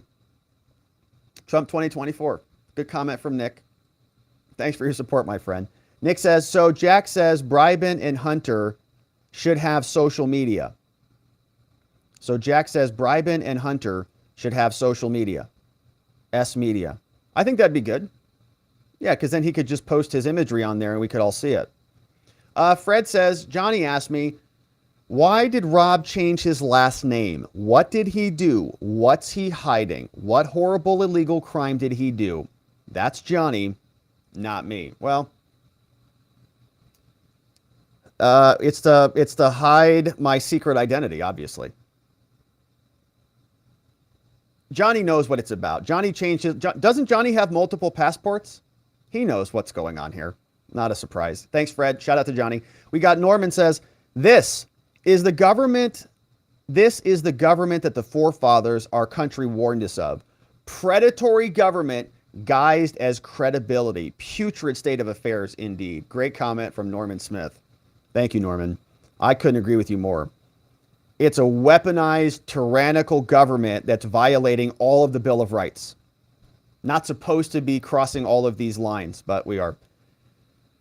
That's what they're up to these days. Thank you, Norman. I appreciate that one. We got George, praise him, says, go over the September 12, 2018 executive order for election interference. Fingers crossed. From George, praise him. I think we've talked about that, George. I think we have talked about that one, but I'll take a look at it again. Sure. I mean, it's, I think it's probably going to come up again because the election's coming up again. So I think we talked about it in the context of a prior election. Yeah. Anyways, thank you, George. I appreciate you being here. And I think that was, your first super chat, George. Thanks for sending it in. First one's always the hardest. Zach Nichols says, Rob is really Hunter Biden. Oh, busted. We got Daniel Henry. Thanks, Daniel. Daniel says, software architect here, says evidence destruction and tampering can never apply to social media because all data of which users have any control in social media is internally logged, and the logs are backed up with many safeguards. That's a curious comment, Daniel, and I appreciate you chiming in on that one. Yeah, so like you're saying, even if Trump got access to this, so in other words, the excuse that came out from the government that Trump could delete evidence or he might alter something is nonsense, right? Because it's all logged multiple times over. And that if he would have done anything, they would have just had it. They would have just had it. So it's all kind of a fake justification in order to get access to his files and then to not disclose it to him. They're just making up reasons. And the judge doesn't know any better because the judge is not a software architect. She's like, yeah, what if he deletes his DMs? Maybe we'll never be able to see it again. The architects are like, it's there forever. Which begs the question, what happens if you ever, can you ever actually delete your account on any of these companies? Or is it always logged in a backup somewhere? It's probably always logged in a backup somewhere, right? Like it's never going away. Good comment. Thanks, Daniel. I appreciate that one. We got leaf blower guy in the house. We have, we've had tile saw guy here for the past couple days. And I hear a strange sound out there right now. It started right as we ended the show. And it's very distracting to me right now. I don't know if you can hear it or if it is being caught by my audio filter. It sounds like running water out front, like something might be bursting out there. I'll have to go check on it in a minute. Anyways, could be the feds, could be we could have guys on, zip lines crashing through the windows. It could be a helicopter. I have no idea. But shout out to the leaf blower guy. We love him anyways. He'll probably be here Friday for our members only morning stream. A bad poet says feds knew Biden dirty with 10 years, but they get Trump's tweets now. Exactly right. Yeah. The tweets are the really bad things, stealing from America or enacting quid pro quos in order to fire foreign diplomats or whatever. That's not that big of a deal. Tweets, illegal. Robert Rogers says, a citizen file against the DOJ for election interference. Yeah, the problem is it's going to be a standing problem. Anytime you file a claim against the federal government or any government official, unless there's standing, unless you have like a direct harm or a direct role in the harm of the lawsuit, the claim that you're bringing, they're going to say you don't have standing. They're going to say election interference. It's not election interference. This is just normal politics. You have a political grief, not a legal claim. So go file your political complaint in the voting booth, not in the court of law, which is what they're going to say. Yeah. And so like anything, they call it the water just went off. Somebody's using water. A lot of it. There's like a fire hose out there that, they may be tapping into that. I don't know what's going on. Anyways, but it's not rushing anymore, which is good. So anything that's a generalized grievance, they're going to say that's just a regular complaint. That is not something that you should have in the courts, unfortunately. But it's a good idea, Robert. We got Salty says, of course, Joe was always talking about the weather. His clients want the rain to go away and a guarantee of sunny days to come. There's no doubt about that. Yeah, it's like, it's Hunter calls. He says, it's pretty hot here, Dad. He's like, how hot? He's like, hot. We could really use some cool weather. Said, well, how hot do you think it is over there, son? It's about, 5 million degrees. I think it'd probably cool things down. Oh, 5 million degrees, huh? All right. And then they just funnel the money over. Good to see you, Salty. We got this one from Arlie Darley. Is a new supporter. Welcome aboard, Arlie Darley. So we'll see you tomorrow morning for our members only stream, Arlie. And hopefully we see you in our members only after party. So if you're on YouTube, navigate to the community tab on the channel, grab the Telegram link. We've got Lil Cowie. Lil Cowie's here. Says, why does the memo call out James Jimmy Bulger? Shouldn't it say Jim Biden? Yeah, I'm not sure I saw that. I'm not sure what that was about. Yeah, I think I replaced that with Jim Biden. I'm not really sure what that was about. But yeah, I was thinking it was Jim. I thought it was brother Biden. That's my take. Curtis is here, says, keep it up, working out. Right on, Curtis. We did some shoulders, some abs, a little bit of cardio today. That was the exercise today. And that pair's getting it too. So thank you to Curtis for that one. A Bad Poet says, I meant Jack opened the door to social media. So that we can talk about social media. So yeah, I mean, this was all happening as part of Jack's investigation. This was all part of, the search warrant phase of this prior to the indictment. Now that the indictment has happened, it's about what evidence is used. Like, he may not even use that evidence in this trial. I don't know. Maybe there's evidence there. Maybe there's not. Very curious. Well, it'll be curious to see if it shows up. We got Bo Didia is in the house. Bo Didia in the house over on Locals. Says, doesn't there have to be an attempt to pay a prostitute for it to be illegal? It depends on your state. It depends on the language of the law. But there's got to be some like threshold that is crossed, and your various states will dictate what that is. But like if you show up like at a hotel room and there's a sting operation going on, which is what often happens here, you walk into the hotel room and it's like, all right, that's probably enough.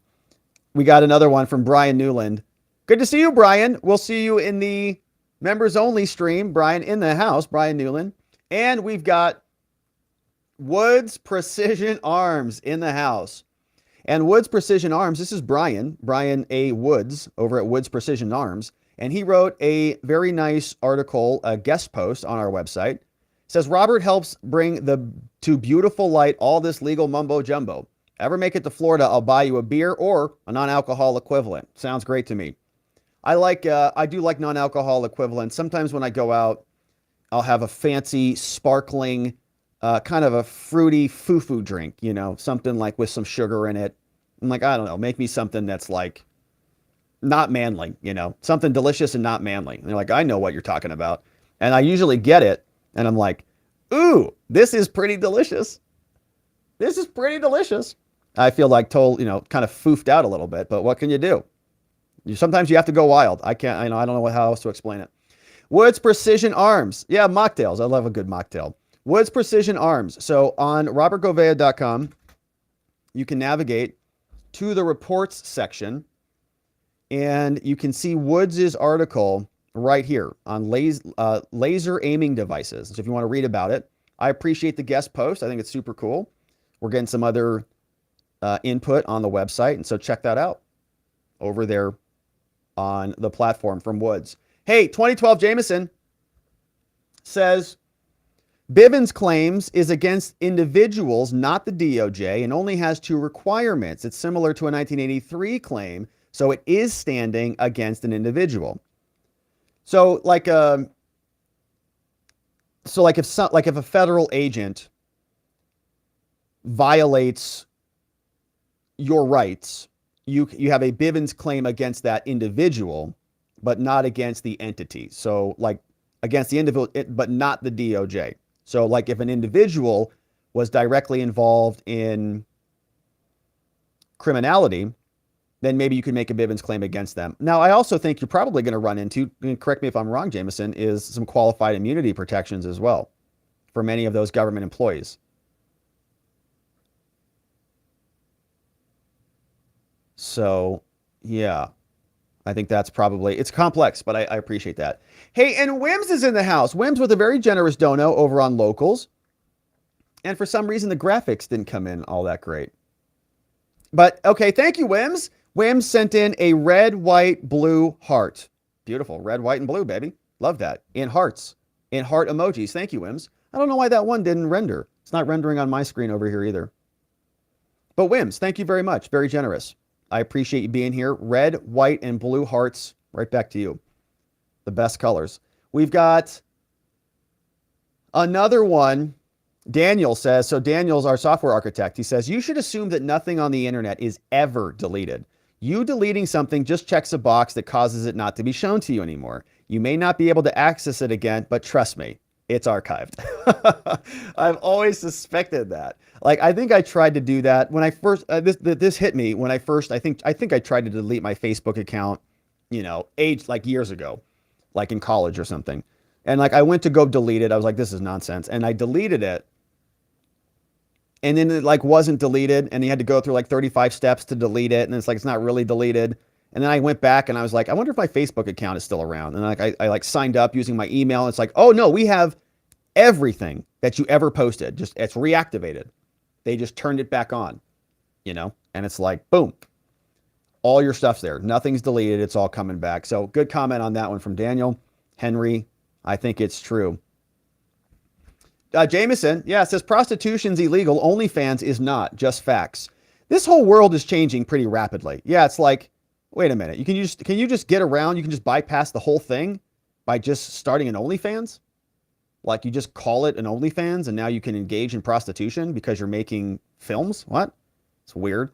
And there was another situation, like, there used to be in criminal law, like if you went out in public with your genitals out, that was like a big problem for society, like a huge problem. If your genitals, especially a male genital, was hanging out, like flopping around in the wind, that was a catastrophe. Okay, you're getting arrested. You're a sex offender. You're getting charged with multiple crimes, probably not even getting out of custody. And I saw a clip the other day where that was happening on open streets. And this gentleman walked up to a police officer, and he says, "Hey, officer, are we allowed to just have our members out in public?" And he said, "Yeah, you can. Yeah, as long as it's not erect and being used for gratification purposes." I said, "That is whoa."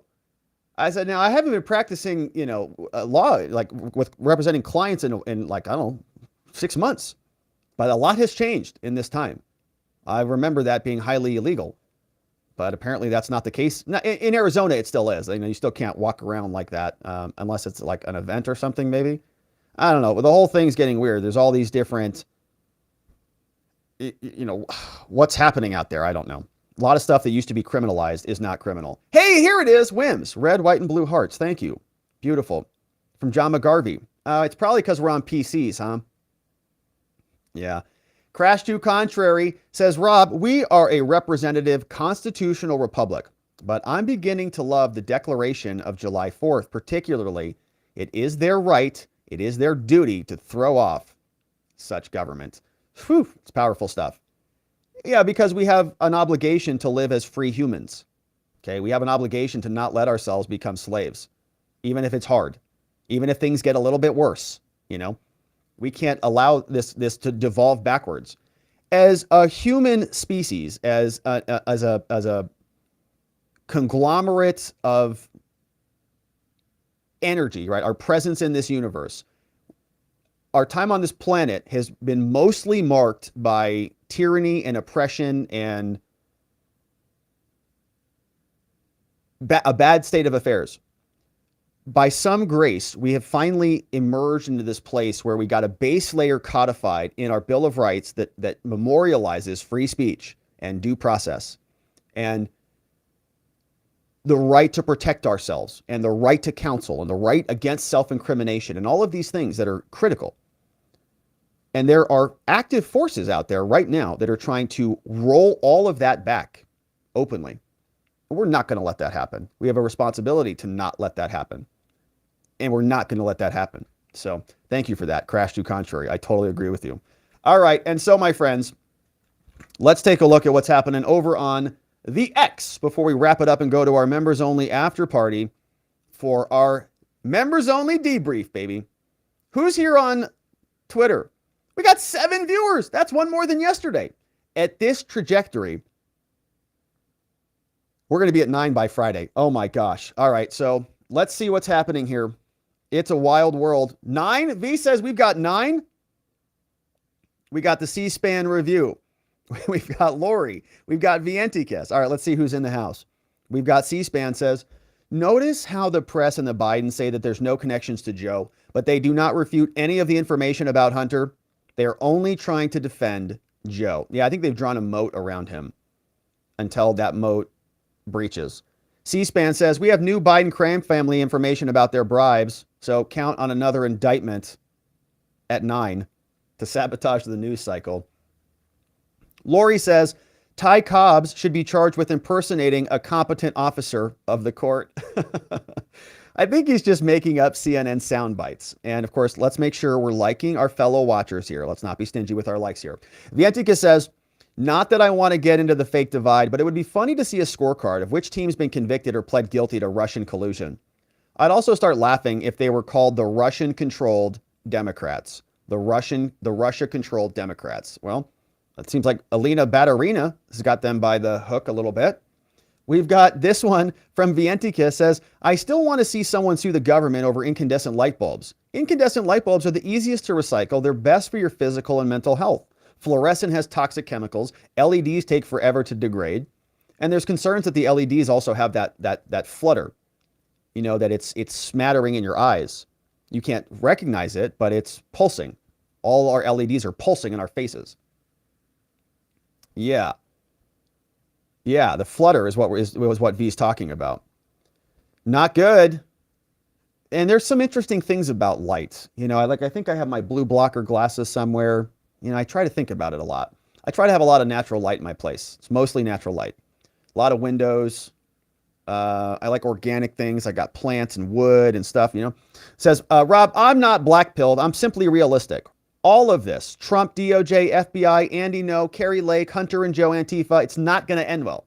There's no way it can. Democrats will steal 2024, and that's that. Sorry, from Fred. Well, I'm not there yet, Fred. We've got some work to do, no doubt about it. We got to increase the energy levels. Our energy levels are going to be level 11 this 2020 season. We're going to go out there in waves. So many votes, it's going to be hard for them to even cheat about it. We got Norman says, great live stream, Rob. I'm actually watching YouTube and Twitter. Keep up the excellent work, sir. Thanks, Norman. Here's a song to support President Donald Trump. His focus and wherewithal are amazing. Submitted for your approval from Norman Lee Smith. All right, Norman, I'll hit that one in our after party after the show. Sometimes I get into a little trouble with the audios on YouTube, so I try to stay away from the audio. But thank you. I'll take a look at it, and I appreciate it. Fred says, Johnny's here. He gave a $5 super chat. The Bulger crime family's involved, says Fred. Charlie Girl's here. Says, I hope the committee follows the crime money all the way back to the brand. Then they can impeach everyone involved. The big Obama, too. He knew. He's still there. He's still there in Washington. We have TJ King's in the House. Says Eric Sherwin is the next person who's going to be testifying. Rob Walker is the guy who wrote the checks to the family members. They're all flipping, and he's got a pancake flipper, which looks pretty convenient there to flip those pancakes. Just T says, is the grand jury... Just T says, oh, wait, it's the DC, of course. And Al Holman says, who coordinated Jack Smith the King? Merrick Garland and Joe Biden did. And the DC courts are enabling it. And so, all right, my friends, amazingly appreciate your comments on this lovely day. We had a couple more come in. Facts Matter. Facts Matter has been a member for 11 months. Woo! That's over on Locals. I'm sorry, that's on YouTube. She's telling you to join over on Locals. She's a member for 11 months on 2 places. Thank you so much, Facts. Says, join Locals, peeps. Locals is great. We're getting some new features coming out on Locals soon. I know they're working hard. They just acquired that other company called Call-In. And Call-In has the functionality where you can call in, you know, and so they've got a bunch of stuff coming. It's going to be great. And Facts Matter, almost 1 year. We're going to have a pretty serious anniversary soon. Looking forward to it. We got this one from Jameson. Says Jack Smith and Hatch Act gets around immunity. Jack Smith and Hatch Act gets around immunity. So you're saying if Gaetz imposes immunity, Jack Smith can get around it. Interesting. From Jameson. And Wims is here, says the only way to fix is by exposing it all. It's such a coincidence that everything past evil actors got away with, Trump did just enough to ruffle the feathers, but not illegal. We're in for a ride. No doubt about that, Wims. I think that you're right about that. It's going to be, like the first step in anything, in fixing any problem, is awareness. Like, you have to be aware of the problem. Some people just operate their whole lives without recognizing there's a problem, right? And that's a pretty big thing. And, I go to a lot of these personal development seminars and listen to a lot of the audio books and stuff like that. And a big common theme is you've got to get to a state of awareness about the situation. And often that state of awareness, just really getting aware of whatever is irking you, whatever the pebble is in your shoe, whatever is causing the rust in the gears to creep up. It's that sense of awareness. And oftentimes that's it. If you can just elevate your awareness, then you're going to be so aware of it that you'll be so disturbed that the thing is happening because you're hyper aware of it now that you just caused the change. So a lot of the time people will, speaking for myself, I'll be focusing on like the how, or how do I get this outcome, or how do I achieve this end? Where that sometimes can be the wrong question. The real question is, what is this current state that I'm in that is off? And then if I can create the awareness about the problem and really connect with it, then the problem becomes clear. What I have to do becomes clear because I'm hyper aware. That's where we're at right now. There are a lot of people who are still asleep in this country that don't have any idea of what the government has done. And so we've got to increase the volume level here, create more, better content that's more interesting, try different formats, different shorts, long form, short form, medium form, all the different things, and create this environment of exposing it.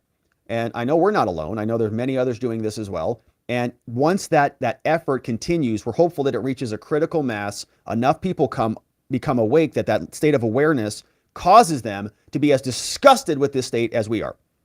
And then that will cause a tidal wave of reform that will carry us into the future. That's what we're looking for. And thank you, Wims. I think you're right. We got to expose it. We're going to continue to do it. We got Jameson says, fun fact, you can open a request from Secretary of State to see who is registered to vote at your place and how long that they are there. Just go to True the Vote. I did not know that. That's interesting. I have gotten ballots before at my residence for people who are dead. For example, the prior tenant or the prior resident who was dead, got his ballot for a couple of years, and I think that just went right in the garbage, if I remember correctly. But I remember that. Yeah, I remember getting old ballots, and I know that the man passed away. So interesting. Anyway, so 2012 Jameson in the House. Those, my friends, are the very generous, very much appreciated donos and super chats. Your work really keeps us going. We are building out our team. We've got an amazing team now. We've got a website. We've got a lot of other projects we're working on launching soon. So I appreciate you supporting our work at watchingthewatchers.locals.com. We are going over there for our members only after party. If you're a YouTube member, don't forget to grab the Telegram link, which is in the community tab section on YouTube. And we look forward to seeing you over there. We also want to remind you to be healthy. Get your vegetables, courtesy of our friends at fieldofgreens.com, where you can go and save 15% off when you purchase all your real organic superfood and a bunch of healthy stuff over there at fieldofgreens.com.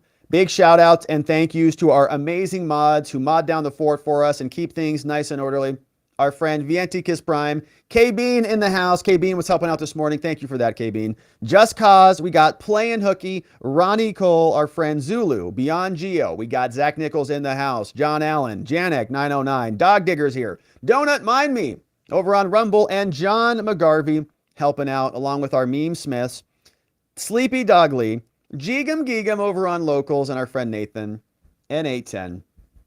We are so grateful for everybody who helps keep all of this nice and orderly and beautiful, and we appreciate you. But, my friends, that is it for us on the day. So, members, stick around.